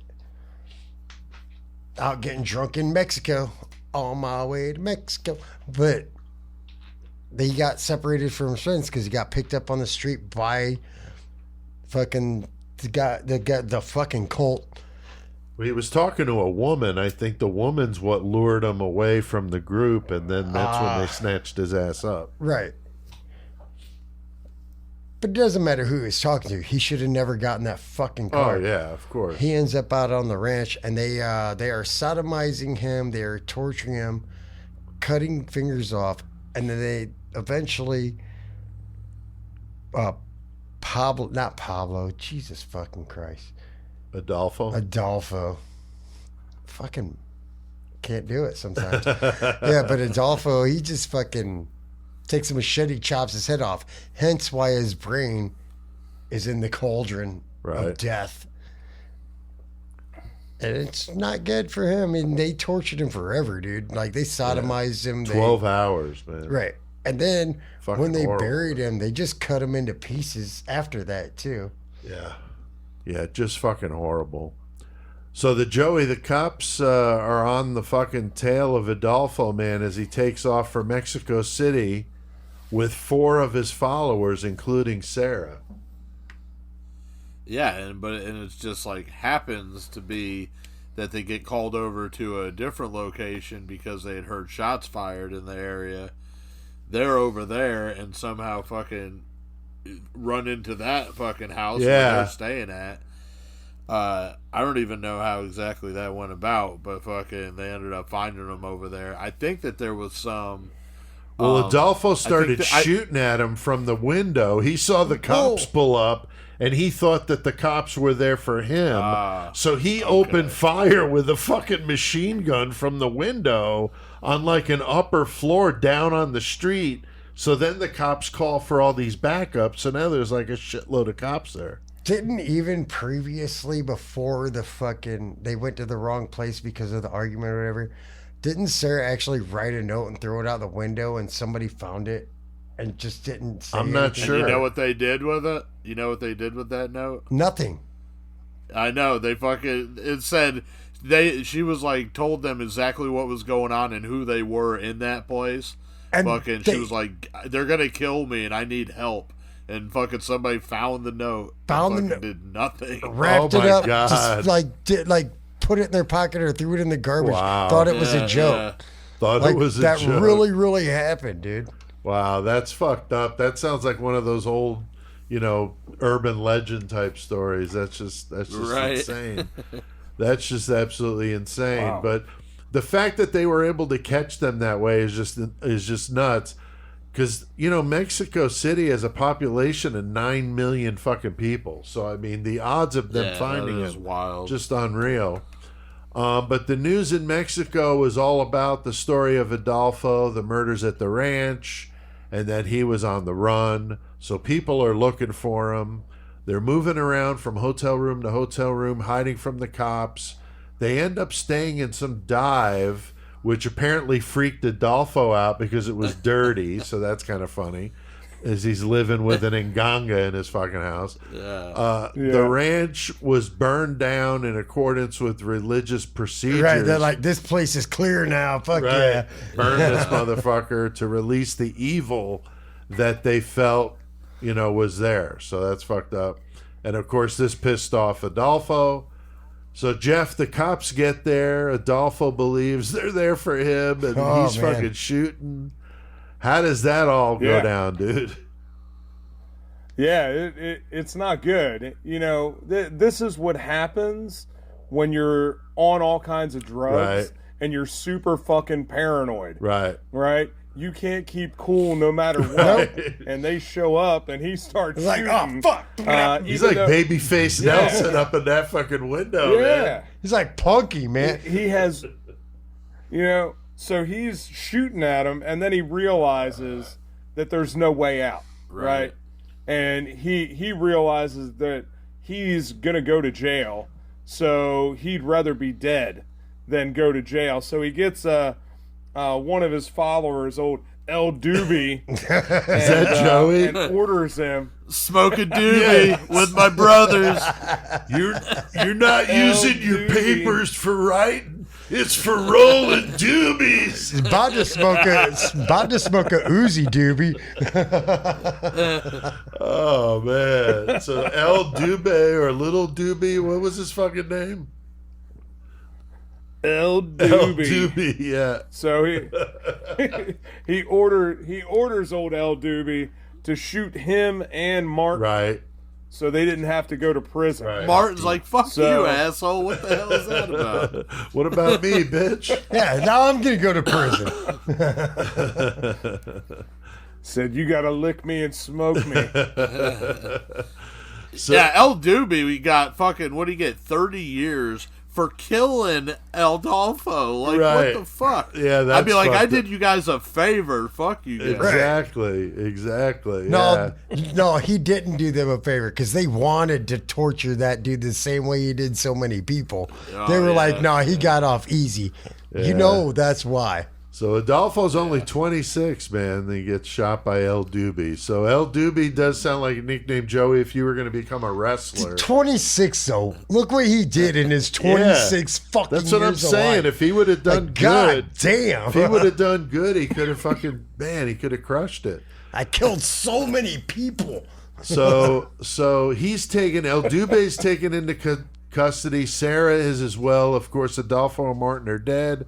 You got a total of 14 cult members arrested and tried for all sorts of crimes related to this shit. Violence, drug trafficking, obstruction, other stuff.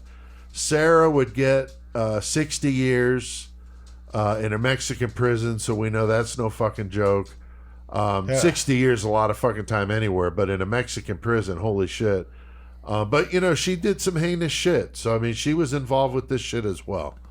But there were other cult members that were never found. So, again, I don't know what happened to, you know, the rest of them there. Martin he died of AIDS before he even got sentenced, right? Martin got killed with El Doobie shot him in. Oh, in Adolfo. Okay, yeah. so the dude who shot him? Doobie shot him. Doobie. I think Doobie was the one. He did get a sentence, but went to prison. Oh, he got charged, but I think he died of AIDS before. I think that was him. Oh, I didn't know that. okay. I'm not sure about that. That's very possible. The I might think you're the wrong person. I got a lot going on right now, and I'm drunk. The U.S. says that if Sarah or any of the cult members are ever released from prison in Mexico, they want them, and they're going to try them for the murder of Mark Kilroy.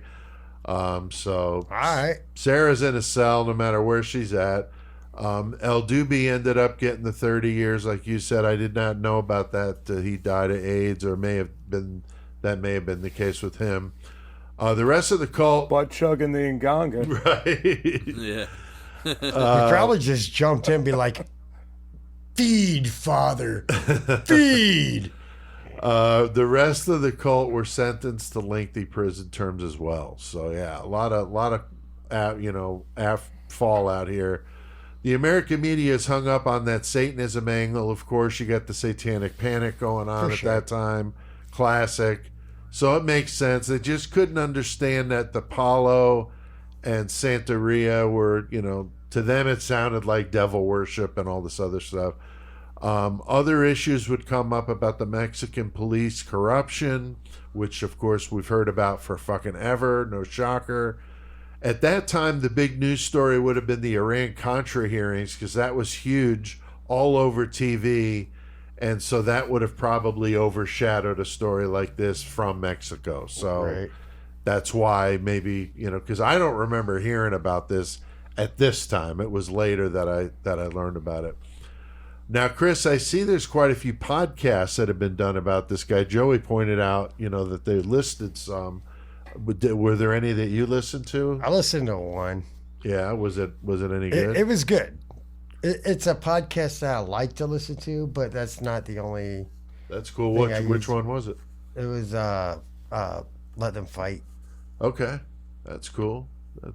Joey, what about any good documentaries that you wanted to mention? I mean, I know there were some Spanish ones too. Which were, they had some good ones on the Spanish ones. Luckily, this case I'd already known a lot about. Had already, been interested in it before in the past, so it was kind of just like refreshing. But serial killer documentaries, I like that channel on YouTube. Yeah, they did a good one on it. Yeah, and the boys and fucking Little Stinkers, if you ever watch them dudes, they did one. And I like them because they kind of reminded me of us, because they don't give a fuck. They say whatever on there too, like talk the same shit like we talk shit. Joke about shit. You know what I'm saying? So anyway, but they did a good one on this one too. So that's cool.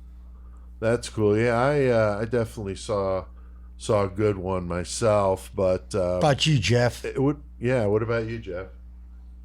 Oh yeah, I've listened to a bunch of different podcasts on this. It's how I found out about it in the first place. I think last podcast, Time Suck, have all done episodes on it. And I listen to Little Stinkers too. They're fucking hilarious. Oh yeah, hell yeah. They don't do a killer cage match though. I don't think so though. No, no, they don't do the killer cage match. Yeah, there's a lot of good stuff out there on this guy. I mean, definitely would have been great to see a police interrogation video, if he wouldn't have gone out in a blaze there. That would have been a blaze of cowardice. Yeah, exactly. So, anything to add to this one, guys? Definitely a longer episode. We're past an hour and a half. Yeah, almost hour and 40 minutes here. So I'm good. Definitely a long episode, but I think there's a lot of detail here and just such a brutal story. And there is so much fucking more, dude. Y'all listening or watching, whatever. Yeah. There is so much into this. Yeah, there's like 40, 50-minute documentaries just on the Mark Kilroy stuff, So there's a lot of stuff There's on a here. lot on this one. But, Jeff, we appreciate you coming. Go ahead, dude. I was just going to say, I like, they were talking about a tie, too, where Henry Lee Lucas when he drew his fucking map and he was fucking showing all the spots where he had, supposedly committed murders or whatever. But there was one spot and it was outside Matamoros and shit, and he told the fucking investigators, he was like, that place right there, he was like, they do some fucked up, crazy, satanic shit out there. Oh, and wow. fucking, he told them about it before any of this ever fucking came out. That is fucking But nuts. he lied about so much shit. Who knows? But yeah, he yeah. could have been talking shit. But still, how fucking weird is yeah, that? it's pretty coincidental. Yeah, that's pretty interesting. That's pretty interesting. But Jeff, thanks for coming on to talk to us about Adolfo Constanzo. Definitely a good one. And what's the latest with Scorpion Lair Games, and what do you got going on over there? Oh man, I've got so much shit going on right now. And before I say that, I'll say this. I'm glad I finally got to do one of the cult episodes, because I was feeling left out. I didn't get to do shit the month of the cults. Oh yeah. So like I was glad to come in for this last like cleanup on the cults. Right. So, but with Scorpion Lair Games, I've got like 4 months, and I'm currently working on the Profiler, which is my new game coming out. I think we talked about it before, but that is a social deduction game, and so we just did the first play testing of that a couple weekends ago at a convention that I was at, and it was fucking awesome. Everybody loved it. And I'm really, really excited about the direction we're going with that. And so, it's one of those games where you can play as the investigator or you can play as the killer. Oh, cool. And you got 60 minutes to figure out who the killer is, or you lose. You got to figure out who the killer is and what kind of killer they are, or you lose. So it's a lot of fun. And then, of course, I'm still working on my book. Hopefully, I will get that done by the first of the year. And then we'll have true crime myths and legends coming out. Maybe I'm going to mention something about old Adolfo in there. I don't know. I got a cults portion of that book, too. Nice. Yeah. Nice. Well, very cool. Well, good to hear that you got so much shit going on, and we'll definitely link to your website in the episode description so you guys can check out the games, because Killers the card game is our introduction into what you're doing, but you got so much more, and that new game sounds really cool about the Profiler, so that's fucking awesome. Yeah, sorry I had to walk away for that, Jeff. I really had to pee. We understand, Chris. We understand. As long as Adolfo didn't scoop you up while you were out there. I'm good. I just really had to pee. Now, I did my research. He just went to the corner. Yep, I did. I did my research, outside. watching a couple good documentaries myself. This Is Monsters is the one that I watched. I watched a couple, but that was the one I liked. Also, I read some articles on Murderpedia, and there is a book called Cauldron of Blood, which actually I might check out and see if I could find it on eBay, because that would just be a cool one for the collection. But this guy's story's out there if you want to learn more about it. There's an entire documentary, as I mentioned, on just Mark Kilroy. But if you if you search for Adolfo Constanzo, you're going to find a bunch of stuff. So I want to know if that Cauldron of Blood is on Audible. yeah, I didn't think about Audible. Now we're going to be off for the next 2 weeks, but don't get concerned, okay?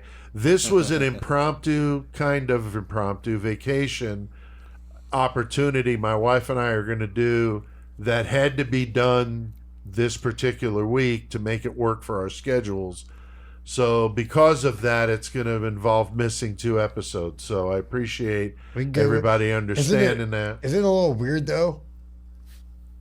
Podcast, day off. Podcast, day off. Yeah, it was not by design, but you needed the thing for last week. Yeah, so. sorry about how. So no, and I got a story about having podcast night off too, as well. Oh, okay, all right. So anyway, we've got you covered though for the next 2 weeks. So don't worry about it. Next week, you're going to get a bonus episode of the full interview that Tex and I did with Mick very recently. It was part of the episode we did The last Australian case we did, which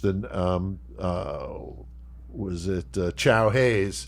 But the full interview is almost an hour long, and it's great. Now, the 666 Club's already heard this, but you guys are going to hear it next week, when we're off, and it's a good one. It's a really, really good interview. And then the next week is Thanksgiving. I wanted to give you a special one for that day or that week. One that's very sentimental to us and our listeners that have been around forever. Yeah, because this is a really cool one we've not released yet. This is a rare interview that I did with CK's wife, Laura. I interviewed her last year when we did our tribute to CK episode in March, and I only used a small couple pieces of that for the tribute, so you're going to get to hear the whole thing. I think it's about 35, 40 minutes. So these bonuses are going to be really special, and they're going to be the next 2 weeks. So no concerns there. We'll come back with a vengeance. We got some good ones coming up, so Yes, don't we have do. any fear. Yes, we do.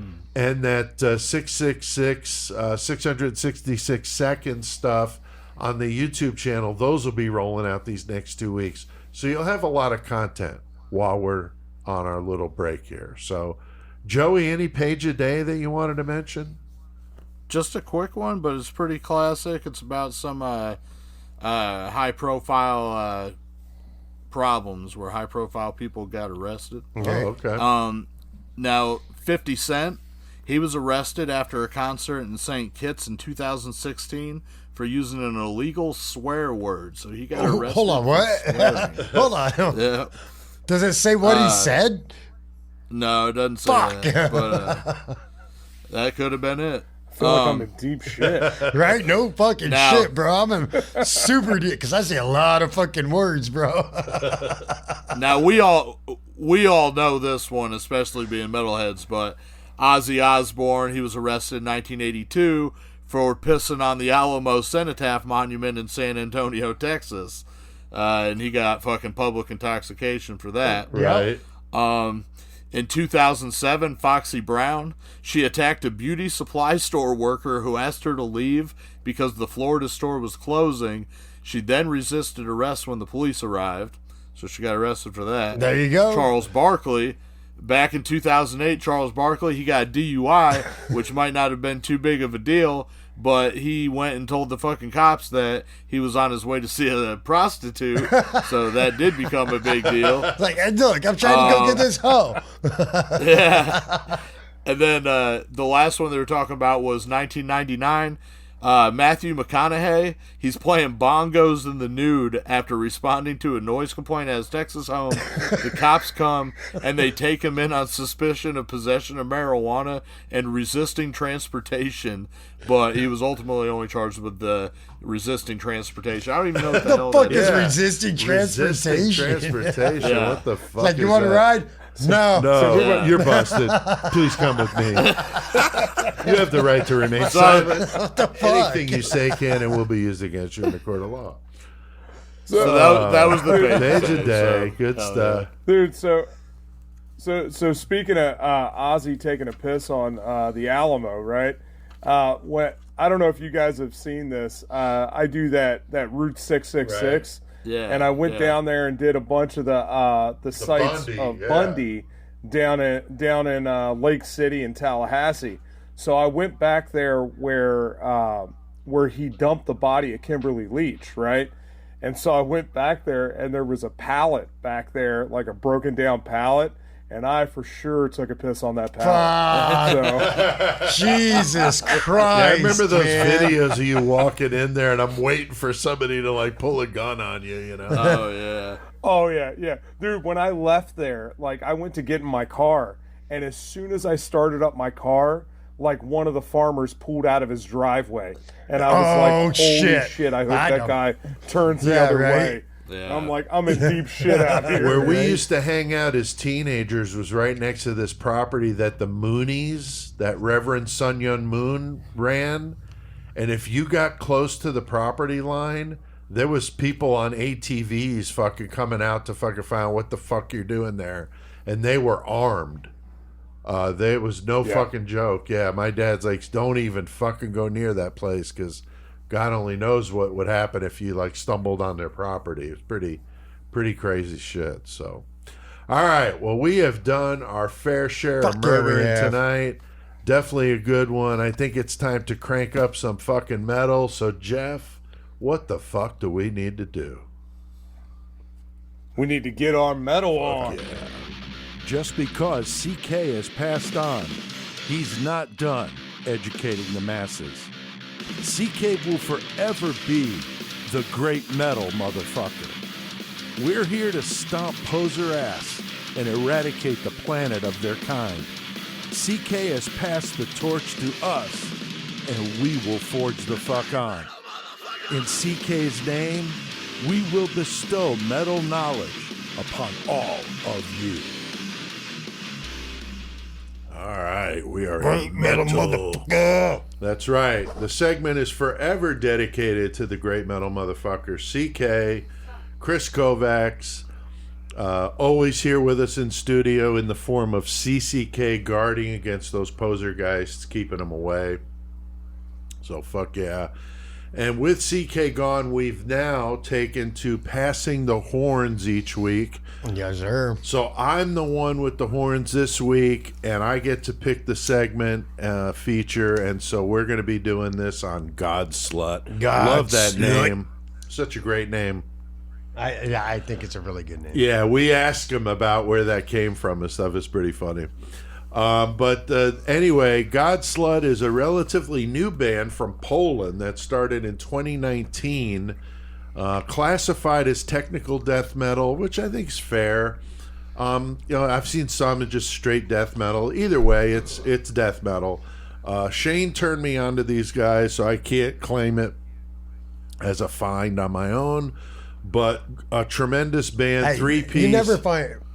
Look, not calling your friends, but shouting your friends out on showing you something new that's badass. Yeah. Ain't nothing wrong with that, dude. No, of course. I think that's what's cool about metal is we like telling each other about bands we found.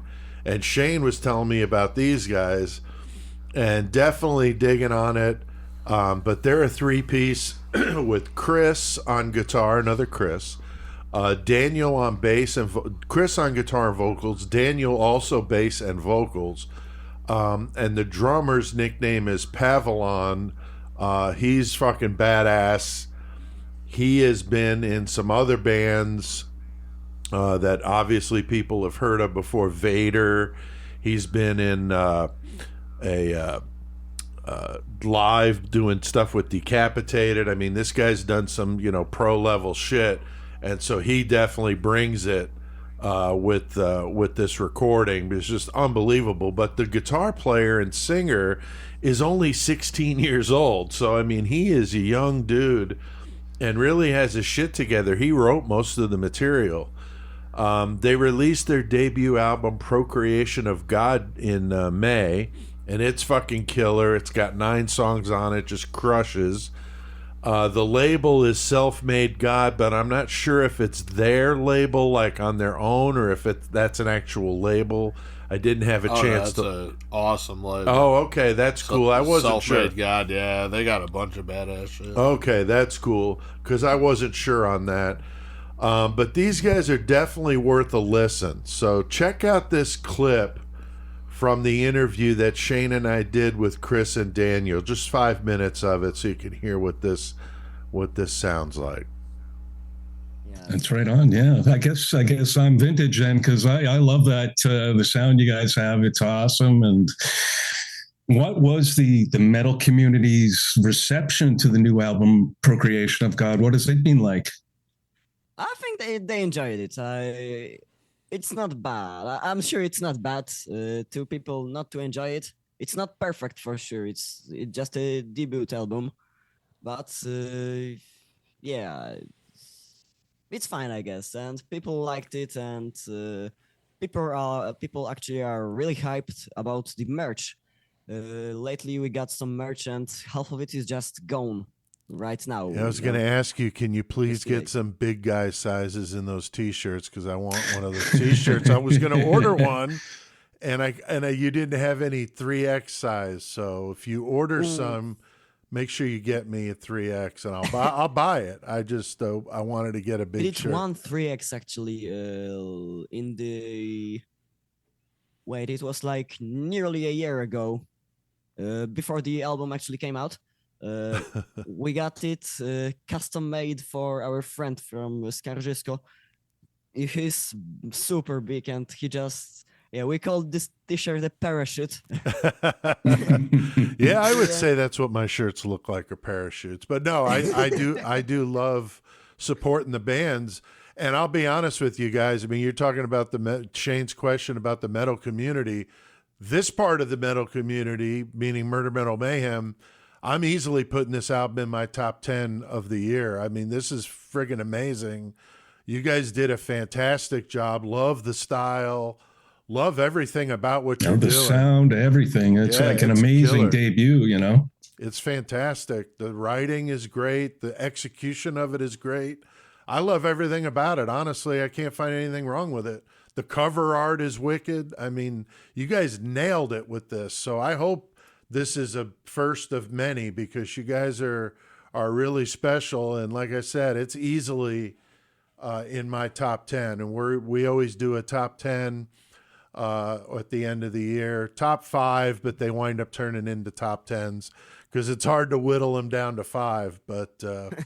But yeah, so I think you guys did an amazing job. And I know you were talking a little bit about the recording process and doing most of it from home. And I'm just really amazed at the quality of the recordings people are doing that way, because I mean, I'm from the old school. I'm obviously a lot older than you guys. And I came from the analog days, recording on tape.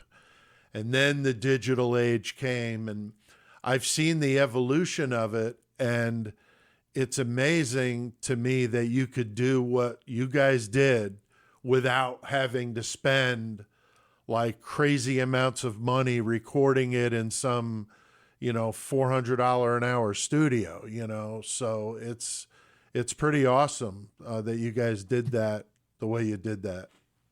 I mean, the way I recorded the guitars was actually pretty funny, because I've got a really cool guitar rig.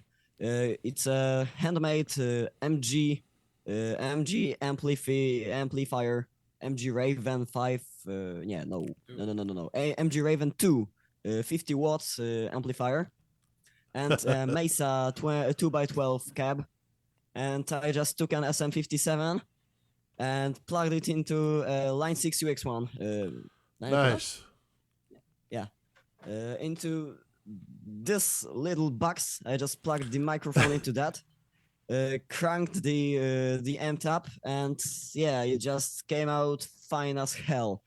It did, dude. Fuck yeah. So you'd already mentioned that Poland is pretty religious. They're about 85% Roman Catholic, and being a lapsed Roman Catholic myself, I see a very strong anti-religious indoctrination theme to the album. Can you get into the theme a bit? Explain how that came about and what inspired Godslut lyrically? We don't care about it. No, actually, I did. There's a lot of money washing and a lot of illegal shit going on in a Catholic church, not only in Poland but also around the world. There's one guy in... A lot of illegal shit. Yeah, so big thanks to Shane Borchuk for doing that interview with me. He's going to be doing a lot more of that stuff with me. We have a lot of similar tastes in the bands we like, so that works out really well. Huge thanks to Godslut. Fuck. Yeah, definitely. Fuck you, Shane. So yeah, he's going to get involved in the 666 second stuff as well, so that's really awesome. Love getting these guys involved in stuff. But yeah, so I'm going to have that full interview. Will come out the day after this episode drops on Friday. So if you liked what you heard, you get to hear the full interview on Friday. And the video of the interview will also be up on our YouTube channel. So go check it out there. Joey, what about a lost classic for us? My lost classic, I'm going to go back to 1993 and Roadrunner Records. Since we were doing this case, it only made sense I had to Brujeria with Matamoros. Nice. Definitely a fucking eye-opening album for me, just to hear something from a different country, I guess, doing the same kind of brutal death metal shit, but in their own way. The sound, which of course Matamoros means kill whitey, basically. Yes, it does. So I was singing that shit way before I ever figured out what it meant, and then it was even funnier when I found that out. And then the title track was even featured on the Gummo soundtrack, which that was cool. But yeah, 1993, Brujeria, Matamoros, go fucking jam that shit. Very cool, dude. Very cool. We're eating Pop-Tarts here because it's metal. Oh, yeah. Shit, yeah. We had... Pete picked up some pumpkin pie Pop-Tarts tonight. Yeah, I was at the store today, saw them. They look good, so we're adding to the collection because Tech sent us some stuff, and got some other listeners sending some shit. Put, like, so appreciate it, man. We need to put a wall like a cabinet or something. Put just like shoe racks, but they're there you go for Pop-Tarts. Yeah. All right, what have we been listening to lately, Chris? You know Anything? me. I just been listening to music, man. I don't. Nothing you wanted to call out? Nothing I want to call out. There probably is that I was listening to. I was like, I should probably say that on the podcast, but I was probably drunk. Okay, fair enough. It was probably between 11 and 2 in the morning. And I'm just like, fuck yeah, dude. What about you, Joey? Well, I was jamming that new fucking Suffocation. Fucking, oh god, you got that shirt on. That's super fucking badass. Yeah, Hymns from the Apocrypha. Fuck, it's fucking sick. Another album that just came out that I'm really digging on is the new Cranium with scripturals of Vicenial Defilement. Fucking nasty as hell. Fucking slam and shit. And then another thing I was going to mention is the new Venomous Agent X that also dropped. The War Will Feed Itself, and that has our buddy Jesse from Incinerate. He's in that band too. So fuck yeah, Jesse. Venomous Agent X, go jam that shit. Fuck yeah. I've also been jamming that new Suffocation. So wicked. Godslut, that Procreation of God album is killer. A new one that came out Friday, War Crab. These dudes are fucking badass from the UK. I love the name. I do too. The album is called The Howling Silence. They're definitely a death metal, kind of doomy at times, which I don't normally like that stuff, but I really like these guys. I've been talking to the drummer, and we'll be doing an interview with them. So that's really cool. Also was jamming some Onslaught. It had been a while. That Generation Antichrist was the last one they did. I'm really anxious to hear what they've got going on. And then I also read an article about Cannibal Corpse today, so I went back and listened to the Vile albums. Just so fucking nasty. Nice. Definitely dig. That was the first one with Corpse Grinders. So I read about the whole why Chris Barnes got fired and all that drama. It was an interesting article, so then it made me want to listen. Any politically correct death metal names that you guys have come up with? No, I didn't do it this week. I didn't get a chance this week either, but maybe we'll do some next time. Chris, now you got the horns next time. I have no idea because I honestly thought this whole time. Yeah, because you got like 3 weeks, so. Right, but I honestly thought this whole time that I forgot Joey did DRI. I thought I had the hidden classic. Oh. So, yes. No, I didn't. But I got plenty of time. Yeah. We will let you all know. Yeah, for sure. The 666 seconds, as I mentioned, I'll be rolling that out here the next couple weeks. I'm recording 3 of them tomorrow. Maybe a 4th one for the 666 seconds of murder. So it's very close. Appreciate you guys being patient with that. Fuck yeah. Joey, anything you wanted to mention on your distro, Goremonger, any of that stuff? The only thing I was going to say about Goremonger is kind of like some pre-Mayhem, I guess. But I've been going to a lot of shows. I played a lot of shows. I actually got paid for 2 shows in a row, 2 weeks in a row for Goremonger, which is pretty good for me. So I feel like I'm a professional musician now. Yeah, that's my boy. Yeah, fuck yeah. But anyway, something that happened though is I went down and played Dayton, and my homies fucking cum soaked corpses leaking rectal discharge. They came up from Florida and they played. But I was down there fucking playing Dayton, and right whenever I got there to this fucking venue, I fucking pull up. I'm fucking ready to do this shit, you know what I'm saying? I fucking park the car. I get out and I go inside to fucking see what the deal is. I'm fucking peeping out where everything is. I'm like, okay, well, I can bring my fucking gear. Yep. I'm like, I'd probably bring my gear in. That's cool, you know what I'm saying? I go back out to the car and I'm fucking feeling in my pockets. Fucking no keys in there. I got old ass cars, so like you need the keys for everything. So I'm like, what the fuck? I'm feeling no keys. Get to my car. It's running, keys in it, locked like a motherfucker. I was like, that's what I did in high school. I did. Yeah, I was so fucking pissed. I was like, I just showed up here. I just want to smoke this fucking joint. You know what I'm saying? And hang out, and this happens. But anyway, so fucking, I call the fucking the locksmith, and they're like, yeah, fucking, as soon as we got the guy available, he'll give you a call. So just stay by your phone. I was like, cool. I was like, yeah, my car's running. Yeah, I was like, I'm about to get raped on this, so already this is costing me fucking money, you know what I'm saying? Yep. Right. And then fucking, I was like, yeah, you could. My buddy's like, well, this place is kind of old. Maybe they got a fucking wire fucking hanger in there.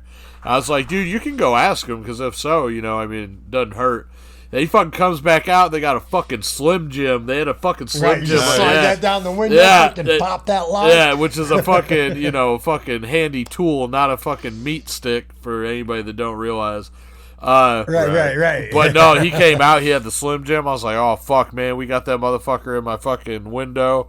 Fucking hit that fucking door lock, opened it up. As soon as I did that, the fucking locksmith dude called me. He was like, yeah, where are you? I was like, nope, got it open. He was like, cool. Got it open. Yeah, fucking everything was fine from then. But yeah, I was like, I was pissed as fuck for me. I was like, this is how my fucking night's going. But yeah. I'm sure, dude. I'm sure. Man, but I bet after the venue having that Slim Jim, you was in and out, like, all right, night's going to be better, right? Yeah, definitely. All right, well, that's 666 Club. That's the way you can support what we're doing. Join that Patreon. We appreciate those of you that already are members, and you guys get that bonus content and all that shit we put out. Just like that Nico Clo interview, you know, they got it right away. Fuck yeah, they did. They didn't have to wait for it. But, all right, well, we have done plenty of metal tonight. So, Joey, what the fuck do we need to do? Let's go get our Mayhem on.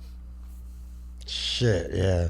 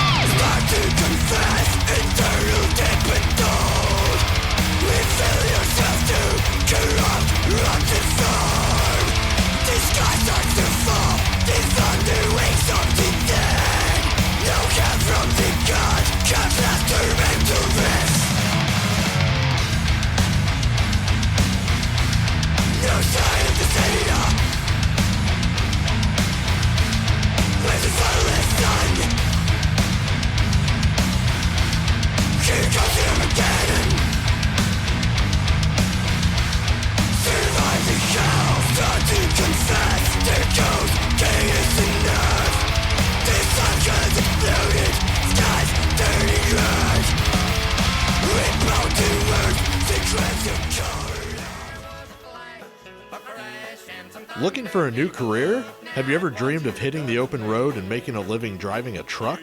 Well, here at the Jesperson Truck Driving School, we can make that dream a reality in 6 weeks of training. I went to the Jesperson School and I learned all kinds of things about lot lizards and how to tie up prostitutes and take them on the road with me. That's because women love a man who can drive a big rig. I took the advanced course. I learned how to tie a woman under my truck, and fuck, I ground her face and fingerprints off. I wasn't sure if I could do it, but the trainers at Jesperson made that shit simple as fuck. Call us now, 1-800-KILL-THAT-SLUT, and ask about our Happy Face special going on this month. That includes your tuition, a coupon for an hour with a prostitute, a directory of lot lizards around the U.S., and a pair of handcuffs. Thanks, Jesperson Truck Driving School.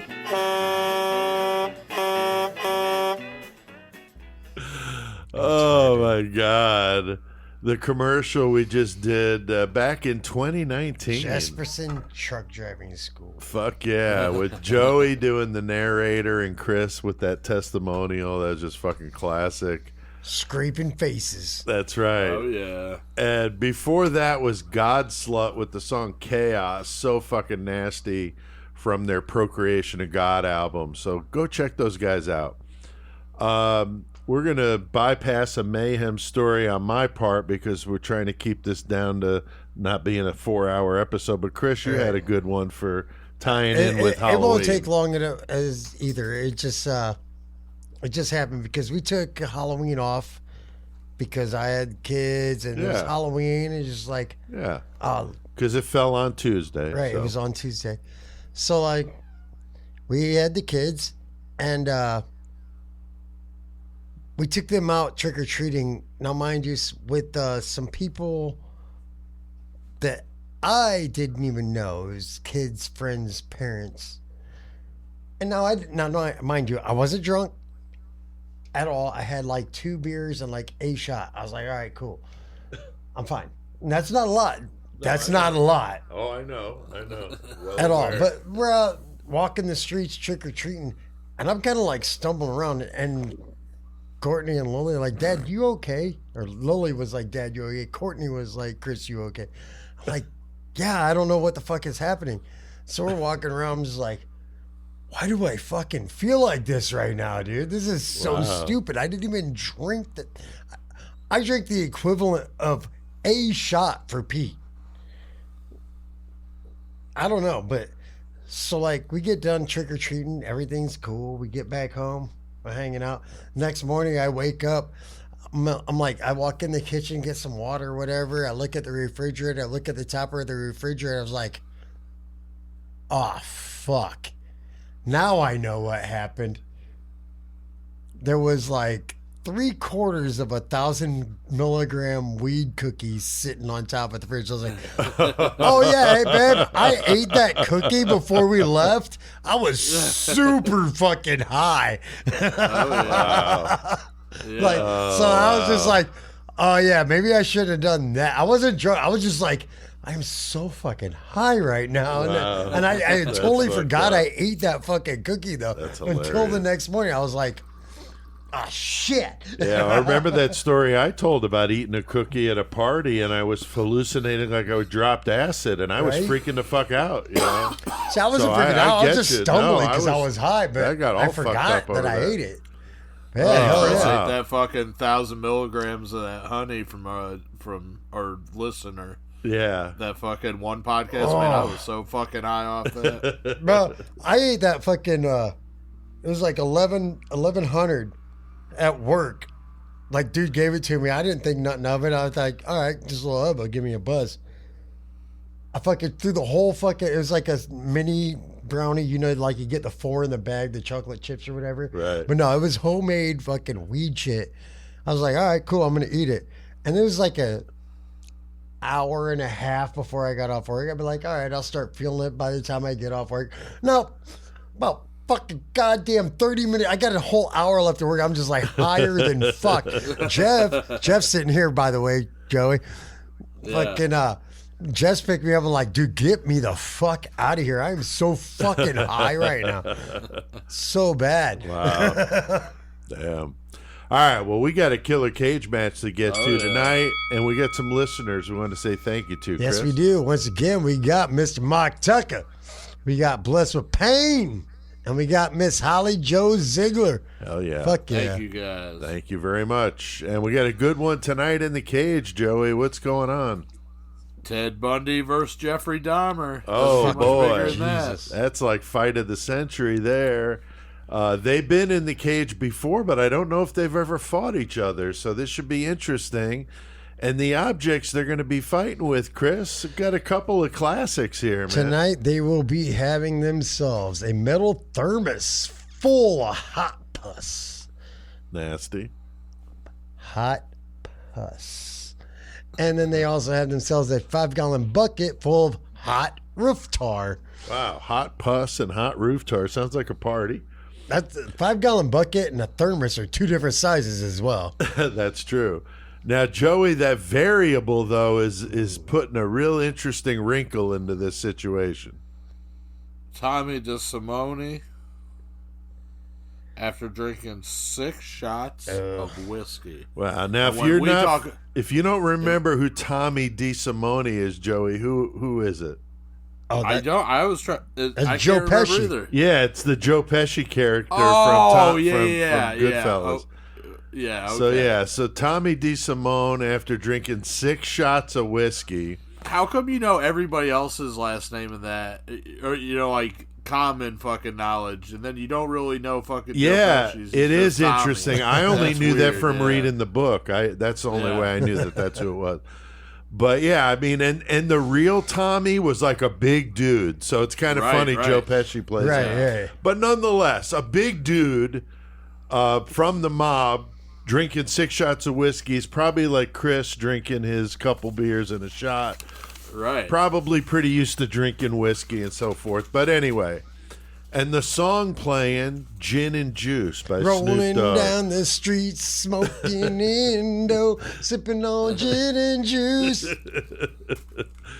So we got Ted Bundy and Jeffrey Dahmer fighting in the cage with a metal thermos filled with hot pus, a 5-gallon bucket of hot roof tar, Tommy DeSimone after drinking 6 shots of whiskey in there with him, and Gin and Juice jamming on our fucking 666 watt Bose system. Chris, where the fuck do we go with this one? God damn, dude. Okay, so first of all, here I go. Ted Bundy, he's in there, he's in the ring. Him and fucking goddamn Dahmer are in the ring. Bundy's looking at that fucking thing of hot pus. He's like, man, I love fucking pus-filled cavities. I do it all the time. I go back to the old one and I fuck it again. So he's grabbing that thermos full of pus. He's like, oh, that feels really good. Meanwhile, Dahmer's like, I don't even care about any of that, but you're a pretty good looking man. Would you like to come home with me? So they just fucking kind of look at each other and they're like, no, I don't like you. You don't like me. And then Tommy, he's like, oh no, I'm fucking drunk. I'll stab you in the fucking neck. Fucking grabs that bucket of tar. Oh man, poor guy. He just slips over fucking goddamn some of fucking Dahmer's cum because he's really turned on by Bundy. He just squirted on the floor. He's like slips, spills the fucking tar all over himself. And then fucking that thermos of cum or pus, I'm sorry. See what happened? It just got full of cum because Bundy's still over there fucking that thing. So he's like, I love. See, that's what I thought. fucking- Dahmer would be all about the pus because he would have thought it was jizz. No. But he winds. All right. Look. This has been ever since I saw this has been my thing. Dahmer and Bundy are going to look at each other and be like, I'll help you if you help me. And they are going to team up and just be a secluded, murderous tag team group. They're not fucking each other. They're not doing they're just like, I know where you can get yours. I know where you can get yours. And it's Bundy and Dahmer together just like ruling the world as a tag team of serial killers. Okay. All right. Joey, what about you? Yeah, Joey's going to go off. I'm not gonna go off because you were kind of on the same page as where I was gonna go with it because basically I think that fucking they come out and fucking rolling down the street smoking Indo, that's just fucking bumping like the whole fucking place. There isn't a head in the fucking place that isn't fucking bobbing to that shit. Right. For fucking you got fucking goddamn it Jeffrey Dahmer and he fucking man. He just fucking loves that fucking thermos full of pus because it reminds him of fucking just a ruptured ass cavity. And he's like, I'm gonna fuck this because he loves I'm that gin and juice too. Oh yeah, I mean his head's already fucking bopping to that, like he's in the. No, fucking I'm gay talking bar, about in general. ready He'd for just a be victim. drinking. Oh yeah, no, yeah, for sure. But anyway, he just fucking this thermos full of fucking pus because he was about that. And he's like, I'm the sickest motherfucker alive. You don't even know. Rolling down the street, just beating fucking down the speakers and fucking, Bundy, he's like, you know what, motherfucker? You think that you're so goddamn sick, you don't know that I'm fucking one of the sick motherfuckers too? He grabs that 5-gallon bucket of fucking hot roof tar and he starts fucking that. And they're just fucking listening to Endo, sipping on gin and juice. Their heads just bopping while they're fucking the goddamn the things. And now Tommy, he's over there. He's fucking a little bit drunk. He's been drinking all day. He's not really into the song as much, but, his head can't help but bop to it and shit. And all he wants to do is run around and shine these motherfuckers' shoes while they're fucking these crazy buckets and fucking whatever they're fucking. So it's just gin and juice bumping. They're fucking these things just crazy. He's running around shining their shoes like it is going crazy in the cage match tonight. It's like fucking hoedown shenanigans. And there is no winner. They're all losers. Right? There you go. Okay. Nice. All right. I like it. Right. I'll go with it. Interesting. Killer cage Everybody match. except Snoop Dogg. Killer cage match. Yeah. Fuck yeah. Well, I'll tell you good, what's dude. ridiculous is our new album that just came out last week, Hysterical, Distasteful, and Stupid, Volume 1. You can get your own copy of it. It's digital, and it's only $6.66. You can get it on the website. It's packed full of 45 of our ridiculous fake commercials like How the the fuck do we have Jesperson one. 45? There's 45 because I found those missing ones. So the Jesperson trucking, that's just one of 45 of these things. It's hysterical. I've arranged them and it's fucking great. We did an intro for it. We had Tex and Shane involved with that. And plus I found some good outtakes that we've got at the end. So it's fucking hysterical, distasteful, and stupid.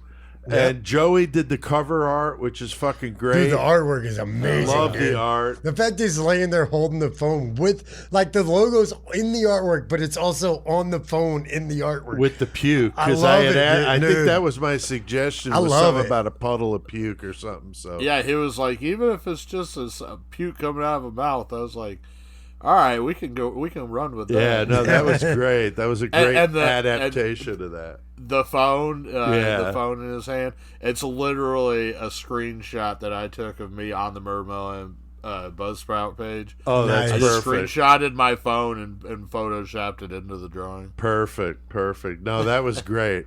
So you can get that for $6.66. So go to murdermetalmayhem.com and get one today. It's great.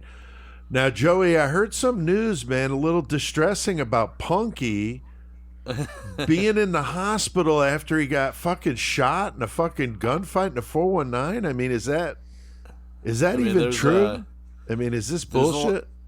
There's a lot of gunplay here in the 419, so you always got to be on your P's and Q's, and when you hang out in the shitty areas like he does, you got to watch out. Now, thing is, he's kind of fucking laid up and fucked up in the hospital. He's pretty pissed off right now, so he's fucking he needs to fucking chill a bit. But from what I hear, Pete might be coming out here to the 419, so we might have to fucking end up by the hospital.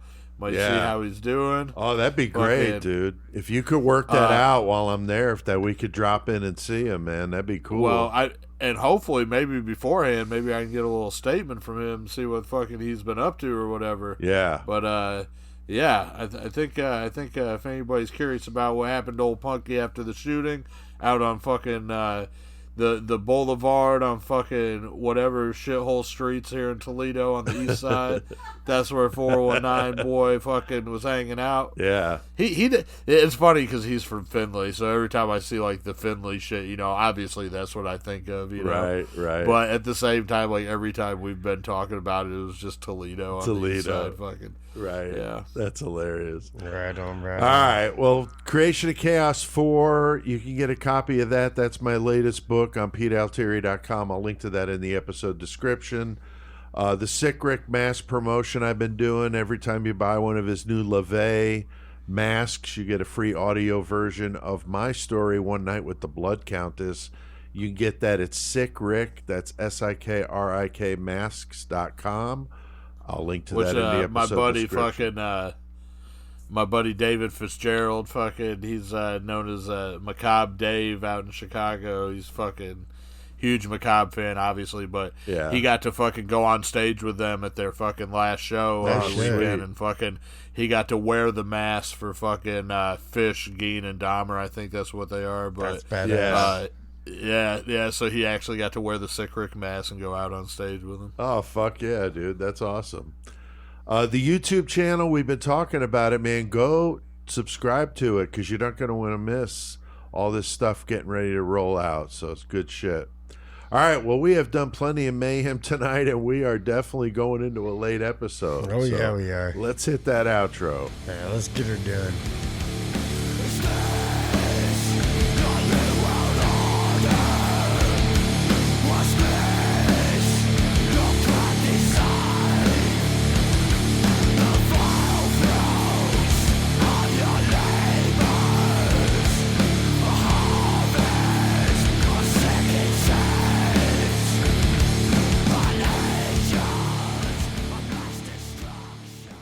Fuck yeah, man. Some War Crab from the UK. War Crab! Love that band name. That's a good one. That song was the title track from their album that just came out called The Howling Silence. Just so killer. That song is actually over 10 minutes long. You don't see that anymore. That's like some shit from the 70s. I'm doing a review of it, and I'm not done with the review yet, but I mentioned it's like probably because you can't make it through that song. Black Sabbath Volume 4 meets like Bolt Thrower or something. It's just this weird mixture of two different things. It just sounds really good. So I've been talking to their drummer about doing that interview with Shane, so I'll let you guys know about that. Big thanks to Jeff Ignatowski. Thank you, Jeff. We appreciate you. Jeff. From Scorpion Lair Games for coming on at this marathon of an episode that we've done tonight. Always fun having him with us, and I'll link to him in the episode description if you want to buy one of his games. What about that bumper music tonight, Joey? Godslut, yes. Necro Cannibal Ass Grinder, and War Crab. Fuck yeah. Metal segment intro, Chris. Always by fucking Christ, it's the great metal motherfucking always. You know it. And Murder Metal Mayhem intro is Crawl Space by Low 12. Low 12. Thanks to all you guys out there listening. We keep seeing those numbers rolling in. We appreciate it very much. Keep telling your friends about it. Chris, how about that first one? Very fitting after the cage match. It actually kind of is. Puss Sucker 666 says, love that Nico Clow interview you guys did. I love the video of it on YouTube. I love his books, and I have one of his paintings in my apartment. Nice. I'm new to your podcast, but like what I hear so far, I live in Toronto. Oh yeah, thank you, Puss Sucker. Nice, you guys got it. It's nice y'all got a fucking painting of his as well. Yeah, that's sweet. We got one right there. That's right. Joey, what about that second one? Reggie B. Norris said, I'm a UK listener in London nice. And enjoy you blokes every week. You crack me up and I learn a lot listening to you. My wife doesn't like it, but I listen every chance I get. Thanks, Reggie, for listening despite your wife not liking what she hears. So I can't blame her. Fuck her. Can't blame her. Donna in Miami commented, I'm a Florida girl and love what you guys do. It cracks me up. I love smoking some good bud and drinking a few cold ones with Murder Metal Mayhem. That's fucking awesome. Thank you, Donna. And then Chris, how about that last one? Ferngully Sulk 69 says, I've been watching some of your YouTube interviews of the bands, and there's some really good stuff there. I subscribe and look forward to more of that stuff. Awesome. Thank you. Yeah, some of the band interviews we've done, I mean, the one Joey did with Stabbing was our best one yet, like 700 or 800 views. But the Skeletal Remains one I did got a lot of, not that many, but a few hundred. And so the band interviews, a lot of people seem to dig on that, so appreciate that. All right, well, check out murdermetalmayhem.com. You can get that new Hysterical, Distasteful, and Stupid Volume 1 album for $6.66. So go there and check it out. Joey's Distro, of course, I'll always link to that, as well as our Facebook. You can follow us on Twitter, subscribe to the YouTube channel. Got our Patreon for $3 a month. I'll link to that.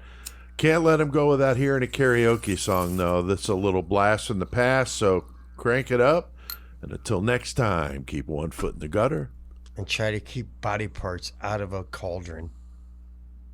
It's an Nganga. Nganga.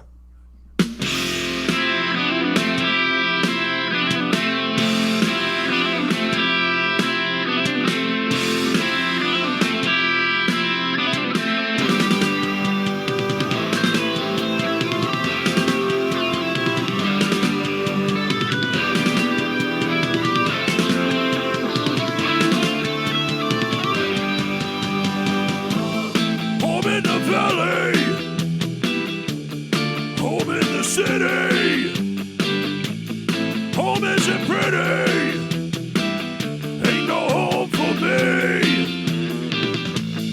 Home in the darkness, home on the highway. Home isn't my way, home I'll never be. Burn out the day, burn out the night. I can't see no reason to put up a fight. I'm living for giving the devil his due. And I'm burning, I'm burning, I'm burning for you. I'm burning, I'm burning, I'm burning for you. Fuck yeah.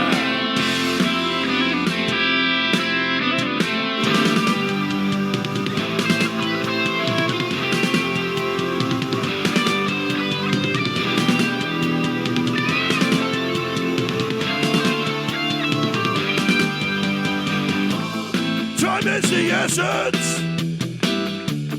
Time is the season.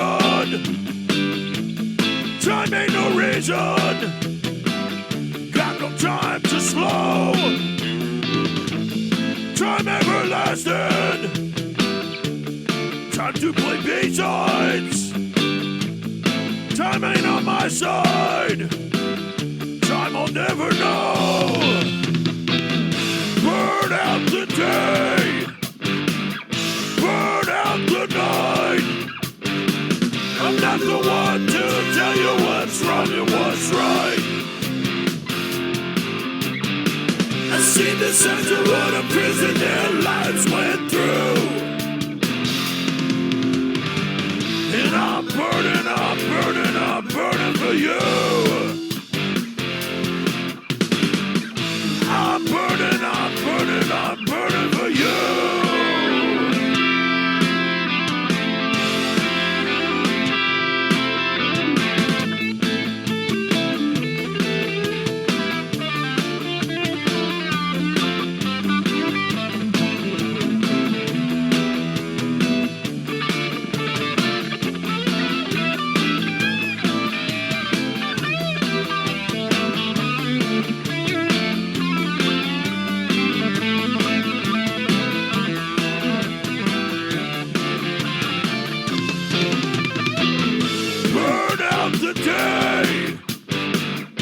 The fucking night.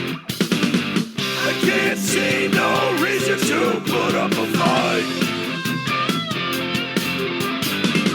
I'm living for giving the devil his due. And I'm burning, I'm burning, I'm burning for you. I'm burning, I'm burning, I'm burning for you. Fuck yeah!